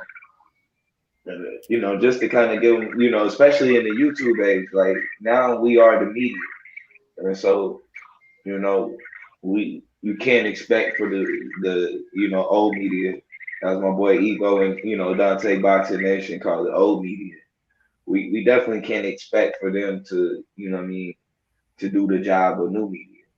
That's our job to bring sisters or our mothers like Diane Nash and Ella Baker to the table, Reverend James Lawson, excuse me, Reverend James Lawson. You know what I mean? Bringing these people to the table is it's not only important to do that, but also to tell their story non-biased. Right. And I think a lot of times we look at their story from our own lens, like like Domo said, what we wouldn't be taking and what we wouldn't be going through and doing, and you know it's not a lot of truth to that. Those are things that we say, but we see. I mean, we see now that authority, our appeal to authority dictates how we move now. And when we look at them in the movement, they gave the example of how you don't appeal to authority. You know what I'm saying? How you actually disrupt authority, and they didn't appeal to it. You know what I mean? They didn't bow down to it, and wherever, I say it all the time, wherever it was going down at, that's where you found them at. You know what I mean? They wasn't just behind the scenes strategizing. These were people on the front line. You know what I mean? These are people that got jailed, that got beaten, that had dogs sick on them, all kind of different things and different struggles. And so they all they all are important to the movement, to the struggle, and how we look at things. I did want to ask Domo, though we got Domo in the mix. I want to ask you though, when we talk about redefining blackness, I wanted you to bring that. You can bring that out to the table too. No, I mean, the way I look at it, bro, is like it's we over define it. Yeah, like we put too many limits on it because like that's how we understood it. You feel me? So we feel like blackness got to be constrained or confined. You know what I mean? When it's way more, it's way much more than that. I mean, like that's like our relationship with Africa kind of speaks to how like there is a multitude of cultural heritage and history that's been condensed down to these people that we call as black because of the process of the transatlantic slave trade. I mean, like that experience created the black, and it created the initial understanding of the black people. But it's like every experience after that also added to that understanding and added to that shaping. And I think the point that we've gotten to the point where it's like, all right, now we've seen black culture become its own thing. We've seen it take its own forms. And the way that we know it becomes its own thing because there's black music, black art, I mean, black literature. Like we look at these things as like, well, once you put black on it, it means something different. Like literature is just literature. Black literature comes from a certain experience of people. That's what make it black literature. Because like the dialogue that take place in the literature, the conversation that take place in the literature, the perspective of the piece of work stems from experiences that black people have endured, and they've crystallized it into these art forms, whether it's music, food, whatever. You feel me? Like everything that we do has a way that we could trace it to something, and that ultimately goes back to Africa. Yeah. So when I talk about like redefining, I'm talking about more so understanding the value of your experience of blackness and not attempting to interpolate that onto somebody else. Because like how you understand blackness ain't gonna be like how somebody else. It's gonna be things that we understand. Like it's the experiences that we understand, right? It's the policing. It's the what I'm saying, criminalization. I mean, it's the targeting. Those experiences connect us, but it's a million other things that stem from that. Whether we talking about our socioeconomic location, when we're talking about our gender, our sexuality, all of these things become shaped by experiences when you put the term black on it. And so like that's why when we talk about black from a genetic standpoint, it becomes flawed because science has already proved that there's no genetic basis for it. Do we see genetic basis for like things like phenotype and pigmentation? Yes, but that's because of location. You know what I mean? But if you look at if we're looking at it from a genetic standpoint, you can be closer genetically related to an Asian person than you are to another black person. I mean that when we move past society and racial phenotypes, there is no conversation about race. So we have to understand that when we're talking about race, we only talking about social engineering and the particular experiences of a group of people. And like that's why most people That's don't big. understand. Yeah, but that's why most people don't understand why like we talk about things in terms of black and white because those are the polar opposites. Black is the Black is the sole abnormality. Whiteness is the sole standard. You feel me? Like you don't put a name on the standard. Like what's Right. normal, you don't put a name on what's normal. That's what whiteness is. That's why like when we talk about whiteness, we're not talking about something that's like known. We're talking about something that's understood. Like when people say, well, you know, that's just how things are, that was shaped. That's called social engineering. You got to ask yourself, well, why are things like that, and who decided that? That's where that's not enough conversation about. We always start from a presupposition. We start from X means this, and so boom. We don't ask ourselves why X means this. We were taught that X means this, so that's what we go with. That's what makes sense to us. And, That's, and that's And so it true. it sounds simple, like I don't even say that to try to sound like,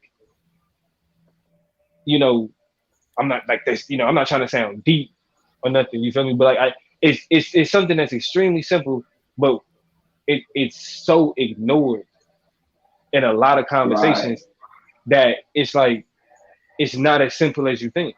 Are you really willing to understand the person that you're talking to better? Are you willing to hold into question everything you believe just to understand somebody else? So they talking to you about some shit that you're not up on. It's not a part of your belief system. It's not a part of what you grew up about. And so they saying things that are hitting certain buttons. Do you have the capacity to remove yourself from that and respond to those buttons being pushed and understand what they're saying? Or does the pushing of those buttons require that you speak out? That's what we're talking You're about. dictating your response. Yeah, Mm. that's what we're And talking about. so, like, we got I'm gonna actually, when I get back in, I'm gonna play a clip of it. But John Henry Clark kind of goes in when he kind of goes into race in general. Are you under the mindset, like, as far as moving forward in the future, that race needs to be eradicated? Yeah, race king exists. Like you can have differences and cultural differences and all that shit, but race, because we think that race is just this thing that has just existed in all times, but it hasn't. Right, It's a fairly new. It's like the 1600s. You know what I mean? Like there was a time when it like white only meant like you didn't work, and so women wanted to be white because that meant that they lived a lavish lifestyle that they didn't have to be out in the sun. Men didn't want to be considered white because that meant that they didn't work. These are Europeans. It wasn't until they wanted to distinguish themselves from another group of people that they wanted to position as inferior that this comes about. So it's like we see the social ordering of the United States has its basis in race. That's it, bro. With the income disparities that we see in the United States, if race didn't confuse our priorities, there would have already been some type of class-based struggle going on in this country. Violent, violent. But race confuses us on what's important and what means. If you can be poor and white, it's better than being a nigga in this country. That means it's still like if you a poor white man, you can throw on a suit, go to an interview, and still be considered a candidate for this position outside of everything they got to do with your poor white trash life. You are just a candidate. You're not a poor white trash candidate. You're just a candidate. Let a nigga like a black person go into that same interview from the suburbs. Be like It's pursuit of like, huh, happiness, bro. yeah, but like that's what I'm saying. It's like that's these things we assume that these things have meaning, and we operate based off of the assumption, but we've never questioned who gave us that though. We never question why do we see this as valuable, and that's the problem with like capital, like the logic of capitalism, the logic of materialism. Why do these things matter? What makes these things important? Why do I give a fuck about, you know, working 40 hours a week so I can get this and do X with it. And I mean, that's the illusion.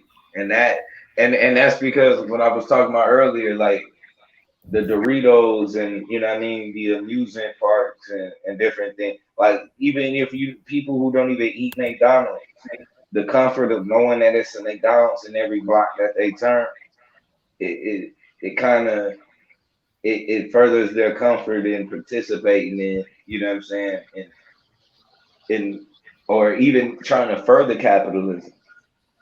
Like when a lot of times when we have conversations with continental Africans and about building and different things like that, a lot of us as Pan Africans are sounding like capitalists.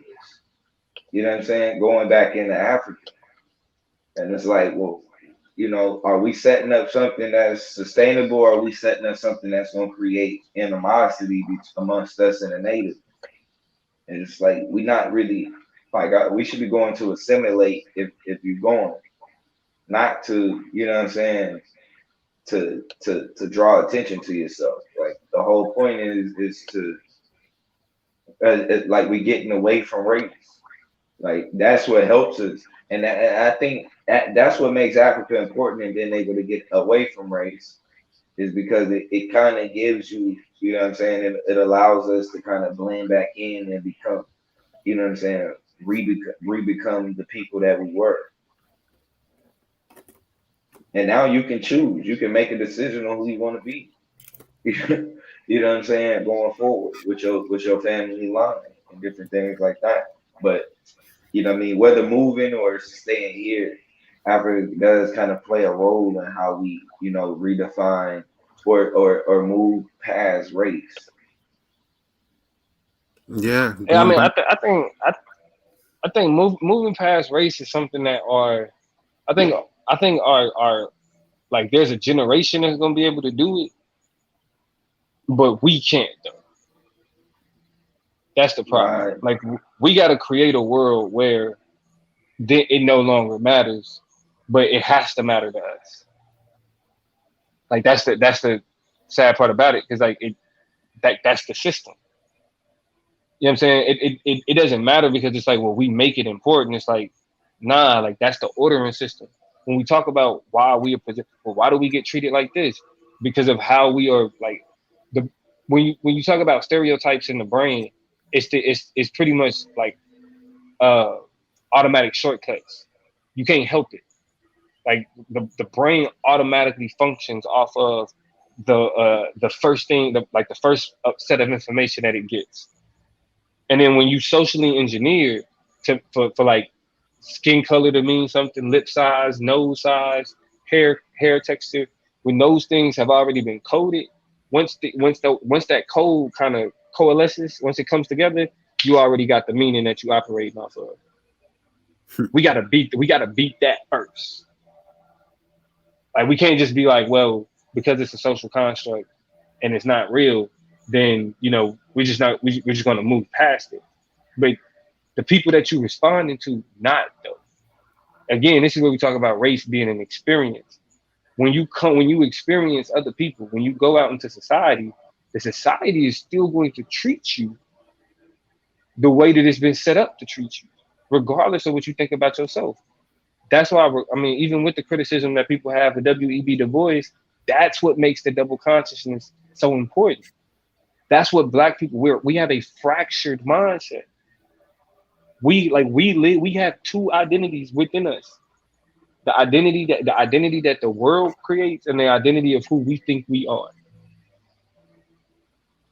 Regardless of like Yeah, how and we we have to actually live live our with it. life. And that's what Yeah, sucks, man. Because it's like that, and then that right there is aggressive in itself. So it's like, how do you get around? You know what I'm saying?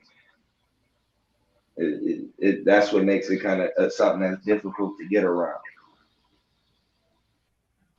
or to Mm. defeat.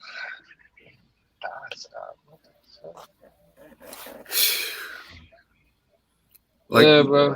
I think, like you said too, like if we go to Africa, just the fact that like most of the people is like us, Uh, I think it help people liberate their mind. Like, it wouldn't be like focused on the whole race thing, like in the U.S. Like how y'all said, like it's everything is just promoted for like a race competition or something like that. So Yeah, I mean, it ain't even really a competition hierarchy. Yeah. Like we try to we want it to be a competition, but it's like no, the meaning is already there. Like it's already established. We've already bought into that. So now it's just about when we talk about like competition, we talking about competing amongst ourselves to try to not be associated with that. That's why you have so many people that try to move away from blackness because niggas they not trying to be black because of what black means.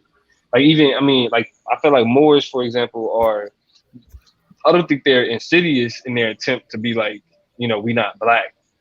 Black means X and black means this. I don't think they're insidious in when they do that, but ultimately what they're doing is they're speaking to the established demonization of black people. Right. It's already yeah, established. yeah. So it's like now you're like Mhm. instead of like being like well these are my people, it's like well nah I don't want that name. Even though those people are called that, I don't want that name. Yeah. And You it's separated. Yeah. know? And so even if you gotta distance yourself from the people, niggas is still like I don't want that name. That's how powerful that is. Yeah. And it sucks. And because and they're not the only ones who do that. And what's crazy, we kind of see that those systems pop up in other places on the world where they kind of, the lighter skinned people kind of take a certain role. Uh, Earlier on one of the shows I was on, they was kind of talking about that when they talked about Haiti. And it was like, you had the mulattoes, the black people, and then you had the French. And you kind of see like, the different mindset that was like going on because the Haitian Revolution, as much as it's talked about, that was a rocky situation. You know what I'm saying? It was, you know, different guys had different goals, and what I mean, like how we end up, aligning ourselves with the oppressor, and I think like the main thing that you was kind of going into is it's like redefine like setting what our standards are, and then it's like eventually to I think where even before you get to setting what our standards are, it's like when we say "our," who we talking about? Because there's some black people that's not gonna fit our standard. So if they don't right. fit our standard, do we deny them their blackness for that? That's You talking about like that's the difficult conversation. yeah, like Yeah. who we got? What's his name? Y'all know Jesse. What's his name? Jesse something. I forgot. Yeah, you talking about He Jesse Williams or some shit like that? The Oh actor yeah. dude? the Yeah. I the mean like one that do that's a his he do the shows. He always like reject. He like, oh, I'm American. Like when they Oh, be like, Peterson. yeah, when he be oh like, Jesse Lee Yeah. Peterson. Yeah, yeah, yeah, I know what you're talking about. Yeah. yeah, people like him, man, like that. Sure. The thing is, those are still black people. Exactly. Yeah. That's still a black man. Yep. And we can say, well, he ain't black because of XYZ. The world that he lives in says he's a black man. That's why, like, even like on the SB on the Argument League channel, the conversation they was having about black kids or like mixed race kids, like they saying, well, to me, they not black. The the thing about that though is you don't set the standards of what black is. The society does. We got to respond to that. Yeah. So really, we fighting amongst ourselves about who mixed race kids are, when the people who decide that then already wash their hands of it. If you look black enough, or if you look white enough, that's how you gonna get treated. Mm-hmm. It's Right. that simple. And That and that and that's that it's what fucked speaks up, to man. it's yeah. I mean, but that's where we go back to that's where the experience speaks to how race is understood. And niggas was confused about that, but like that's where Like that's one thing that I think when Taz was breaking that down, it was like that's what y'all don't get. Like when you can, there are tribes in Africa who don't like talk when you talk about white black, they don't even understand what the fuck these concepts are. But people would look at them and be like, "Oh, there's some tribal black people." And let's be real, the only way that would matter is if the people that call them tribal black people have the ability to enforce that perspective on them. So Huey P. Newton said, "Power is the ability to define a phenomenon and make it act in a desired manner." Like to define a phenomenon, which to identify it, and then enforce its function. So you got, and like in order for race to operate, you got to be able to apply the label onto a people and then enforce what those labels mean. Because if you can't enforce what those labels mean, the labels don't mean shit. That's why people being like, well, I think they should be called biracial. So what? What are they called when they go out? When the police pull up, what do they think they're looking at? When they go get it, when they applying for a job, who do they think they're looking at? That's what the fuck is important. That's what we gotta ask ourselves. Because if you're not in the position to get them a fucking job, it don't matter. If you ain't in a position to put them, you know what I'm saying, to create any type of anything in their life, it don't matter what you think. Because everybody got opinions, and it's cool to talk about it. But when we talking about shit like again, social engineering, it's certain things. Now you can't tell me I'm not like, for example, niggas were saying I don't consider mixed race children black because white people told me that they black, and we need to push back against that. White people called you black too. They said, "Fuck your ancestors, you black." Why not push back against that? Why stop at, well, white people told us to call y'all black, so we're not gonna call y'all black, but you're gonna let them call you black. I'm gonna stay black, but we say like, nah, that shit don't make no fucking sense. If there's a justification to say that this group of people ain't black because white people told us this, like that's true, then we should also push back to calling ourselves black all to fucking together. And that conversation isn't happening. So the conversation about mixed race children is fruitless. It's fruitless. It's an internal squabble that don't get nowhere. Go ahead, Blue. Yeah, I was gonna say too, and I think like for me, like which is they're kind of like well, they are synonymous when we talk about like being like the debate that you had with the Yame on being a nigga, and you know what I'm saying, and being black. And I think to me being a nigga is more open than necessarily being black. I think, you know what I mean? It's like it seems like people, like when people are attracted more so, well, I ain't gonna say attracted. I'll say like their oppression resonates with being, you know what I'm saying, with being what we call the nigga. And so a lot of times, like we'll see, like I say, like Cambodians and stuff, or Puerto Ricans, or different parts of different of the country in different parts. You'll hear them using the word amongst themselves. You know what I'm saying, at each other, and it's, you know what I mean. It seems like that seems to be like more of an umbrella as far as like what defines the experience. You know what I'm saying? Because it's like when we talk about like what black is, and we say like it's an experience, it seems like is what dictates it. It seems like more the experience of what we call being black is more attached to being to niggas than it is attached to all black people, and therefore it's almost like something where we be like a Jesse Peterson. You know what I'm saying? Where we can say, yeah, he's black, but that's not a nigga. You know what I'm saying? And it's like, Yeah. you know what I mean? Yeah, And, and that's and why, and that's why I was saying that's that affect. Like again, the reason why race and experience is so important is because it's like knowing the difference between like a black person and a nigga. What that means, it can vary, right? Like, so for example, like me and Blue operate out of the same understanding. Like when we talk about being niggas, like we're talking about like there's an authentic experience that we've endured that shaped how we relate to each other. You know what I mean? Like Right. it's a like being a nigga is a cultural thing. It's another level of attaching yourself to black culture, right?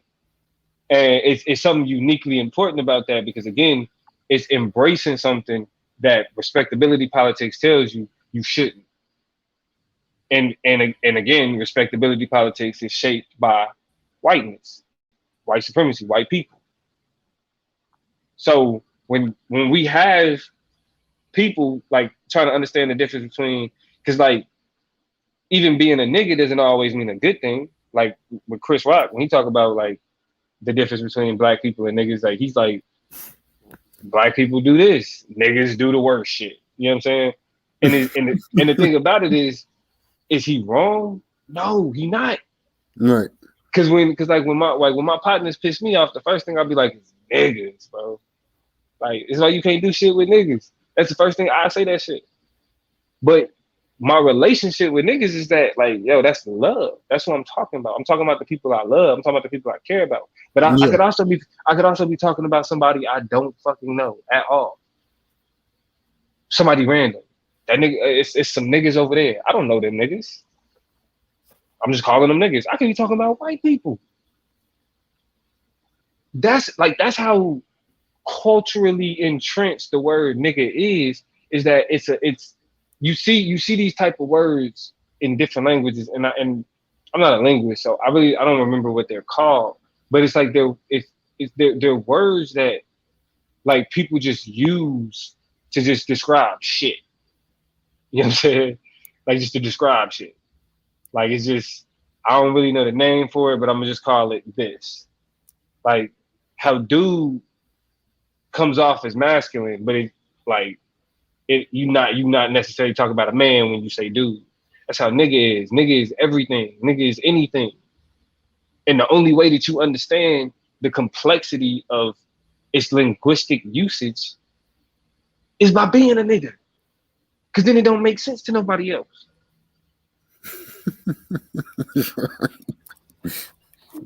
You know what I'm saying? right. Like that's something that's slept on that we Yeah. do. That is like that's a beautiful thing. That's like that's culture in the making. That's culture in the making. And the fact that it's like it can mean so much. That's why when we talk about what, like defining what it means, you can't. You got to understand it, and it's contextual. Like if I say blue is my nigga, and I'm like that nigga blue, and I was to ask you like, all right, what you think those phrases mean? The first one may be kind of obvious when I say my nigga. Then okay, yeah, like that's somebody you got a relationship with. But if I was to say that nigga blue, you gotta have to ask, well, how'd he say it? So he was like, boy, that nigga blue. Okay, you was impressed, right? Blue is a nigga that impressed you, somebody that impressed you. But if he was like, man, that nigga blue, okay, then that nigga blue is somebody to not be trusted. Like it's a, Yeah. you know what I mean? So it's like Yeah. That tone is everything. the term nigga was used in both phrases, and it was used to qualify talking to blue. But the only way that you understand it is to have like the kind of experience to know the tone, the usage, you know what I'm saying? Like the volume, you know, a nigga saying it low, a nigga saying it high, all of that shit is like we don't give ourselves credit. Like we just think that well because it's not mainstream and it's not like, no, it just doesn't mean any like nah, like we do this shit on a day-to-day basis. We show like we display our culture on a day-to-day basis, but because it's black culture, it's demonized. Mm-hmm. And it But shit, nigga, shows like that, and what's crazy is that it's people who aren't black who understand that code. You know what I'm saying? And end up in that type of that are more so on that frequency than a Peterson. You know what I mean? That's crazy. Right. That's true though. That's why it's like, man, when you talk about like this, that experience, I think is everything. But I think on all fronts, I think other other black people who consider themselves, I think niggas have to kind of like what's the dude name? The dude from Atlanta, Charleston White. Like he did a show, where he was talking about, Asian Crips trying to, copying black, what I mean, culture or culturally appropriating. You know what I'm saying? The culture and shit like that. Like, come on, bro. And it's like you can't make that argument when we talking about people who shared the same communities as us from the beginning. Especially like in California, when you like the slang and the art and all of that, there's Cambodian. You can tell, bro, it's Cambodian in that. It's Mexican in that. It's all kind of, what I mean, different people. Somalians is in that mix. So the art comes out a certain way, the language is a certain way, and the culture. And so it's like define, and that's why like one of the only ways you can really kind of define that uh it is by calling it, you know what I mean? It's like, you know what I mean? It's with niggas. It's something that's only amongst that only niggas can understand. You know what I mean? I don't yeah, really I mean, think other people can. Yeah. and I Yeah. understand like, and y'all may got like a completely different relationship to that shit. So you got like older people, it's not gonna make sense to them because they ain't, you know what I mean? They ain't the freedoms that we had, like the shit that we've had to worry. They ain't have to worry about that. Like it's a difference between like being in a society where nigger means like don't look me in the face, or nigger mean I'm selling the hottest record out type shit. You know what I'm saying? Like it's a difference. Yeah. Like you gotta understand like the cultural impact. Like you don't expect older people. You don't call older people nigga. Like the fuck. Like that again. That's something culturally. You know what I mean?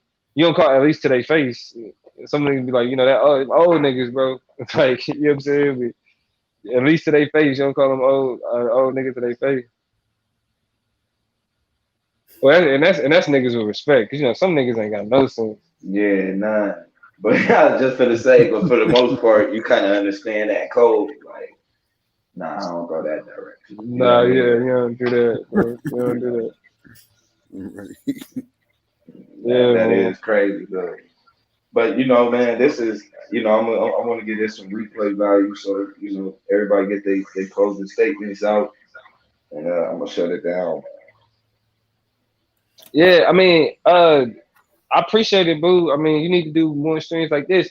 And really, if you got the argument league shit, I'm sure Swab. I mean, you could simul stream so you can do it. You know what I'm saying? Because like niggas over in the argument league need these conversations too, bro. Like everything don't need to be hate and all of the other shit. We get enough of that shit.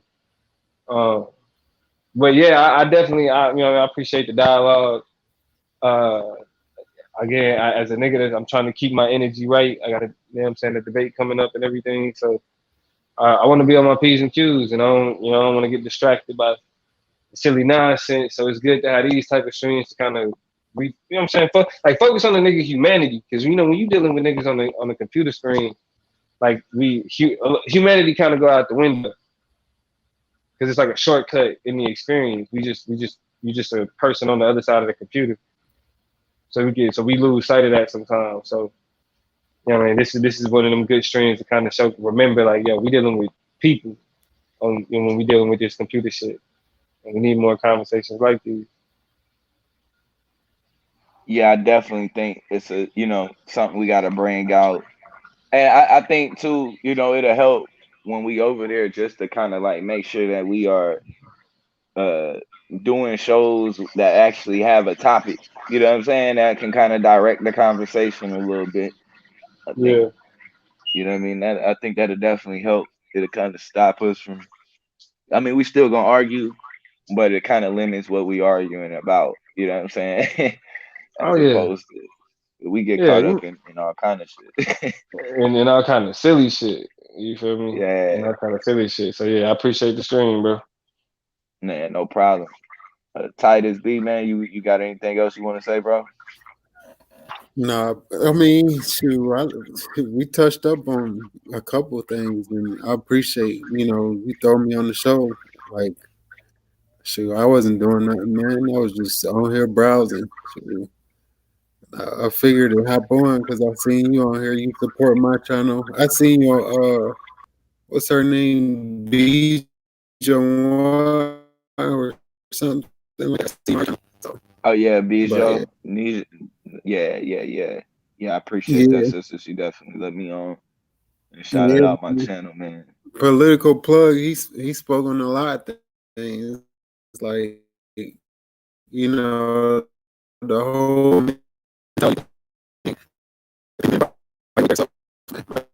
you know synthesize like just different characteristics and different everything, bro. Like different aspects, and then I think it give them a better insight on on what they want to do in their life. So, and then I think it help us come together too. So,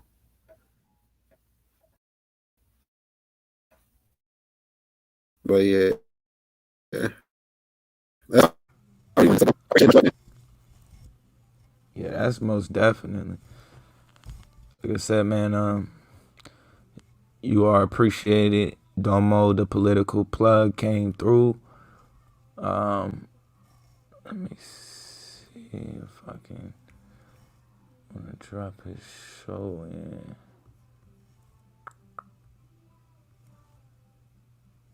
Yeah, we definitely. Well, I'm gonna leave. I'm gonna put a link to his show inside of the description because I definitely want y'all to check out. He definitely has some really good discussions when we talking about black people and the different struggles that we have, especially from a political standpoint.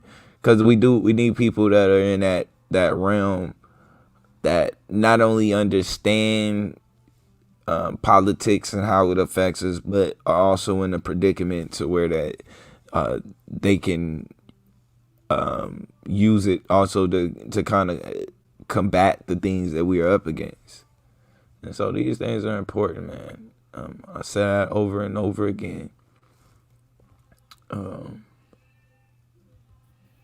Let me see. Man, I can't believe I can't think of my dude's show, bro. I'm just drawing the blank right now because I'm on the spot. Yeah, um, for real. you go, bro.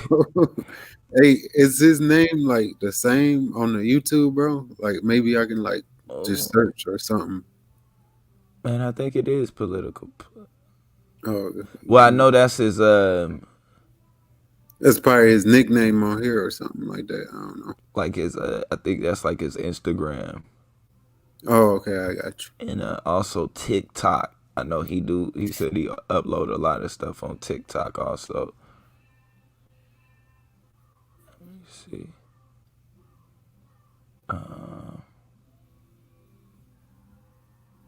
Wow. Shoot, you busy, bro. Yeah. We understand. Shoot, busy man. Yeah, I'm drawing a blank. Shoot, I'm gonna man. leave it in the description, man, for people to definitely go check him out at. But Yeah, if you're on Instagram and different things like that, check out Domo the political plug, and different things like that.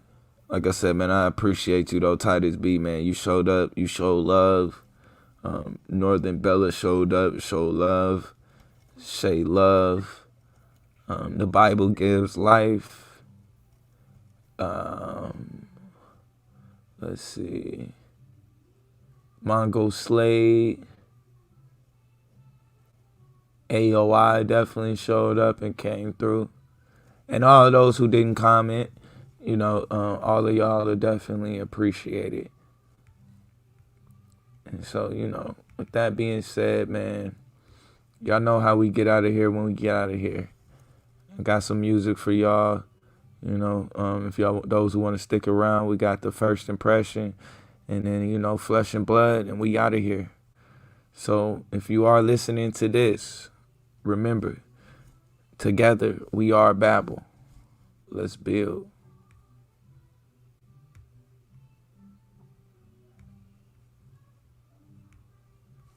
Yeah, man, remember though,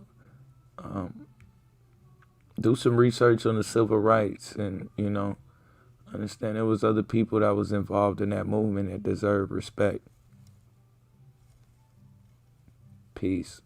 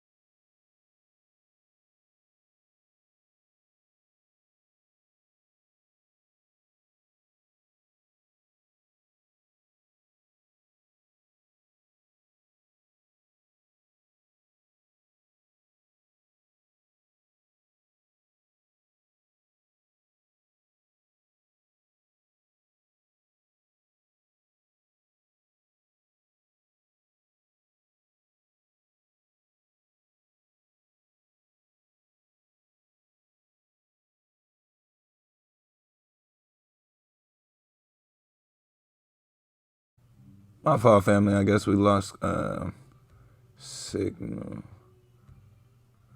Let's get that back going. Bam. All right, here we go.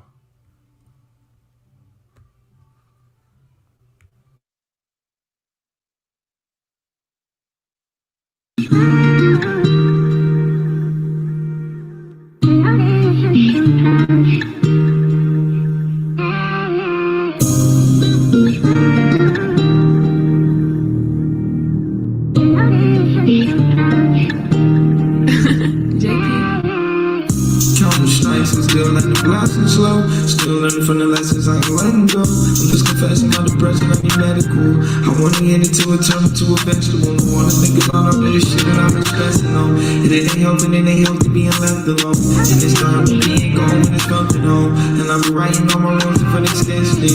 Storm. Let me tell you about the chains and no bondage. Swear to God to leave a pain in my stomach.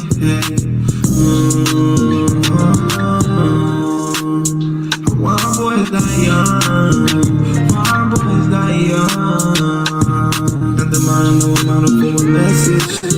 No, I don't need no suggestions. You only get one first impression. You only get one. You only get one. I fell asleep on the ground, just well wishing. Woke up in a system, I fell victim. Had a vision of my spirit breaking hell with him. Sent a prayer from the angels that it fell with him. Hard those with me, better stay till y'all left. School of hard knocks and you play with no breath. All I found better say is beat your chest. You had Kevin Hart, you been playing in your dress. Something wrong with him. Why you always seem to stay up this mess? You ain't the son of a king or you Menelik. I was born in the trenches, bitch, I've been a vet. Stop trading like Gordon, no Benedict. Strong armor when it's storming for the benefit. On karma, I'ma get what I'm finna get. Finish the mission with a hole in my Michelin. At the bottom, no, I don't feel a message. No, I don't need no suggestions. You only get one first impression. You only get one. You only get one.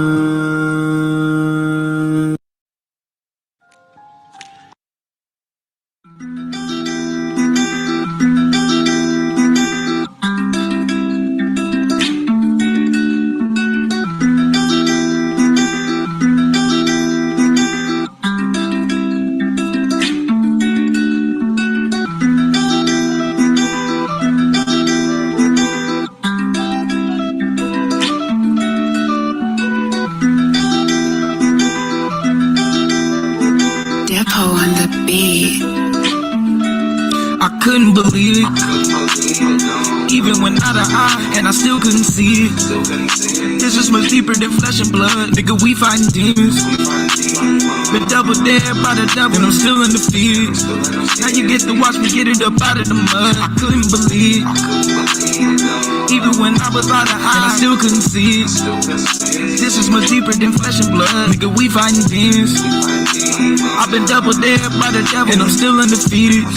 Now y'all get to watch me get it up out of the mud. Now y'all get to see me without a mud. Everything that I do gon' be out of love. And I'm tired of these trials and these tribulations. And I'm sick of my name always getting drugged.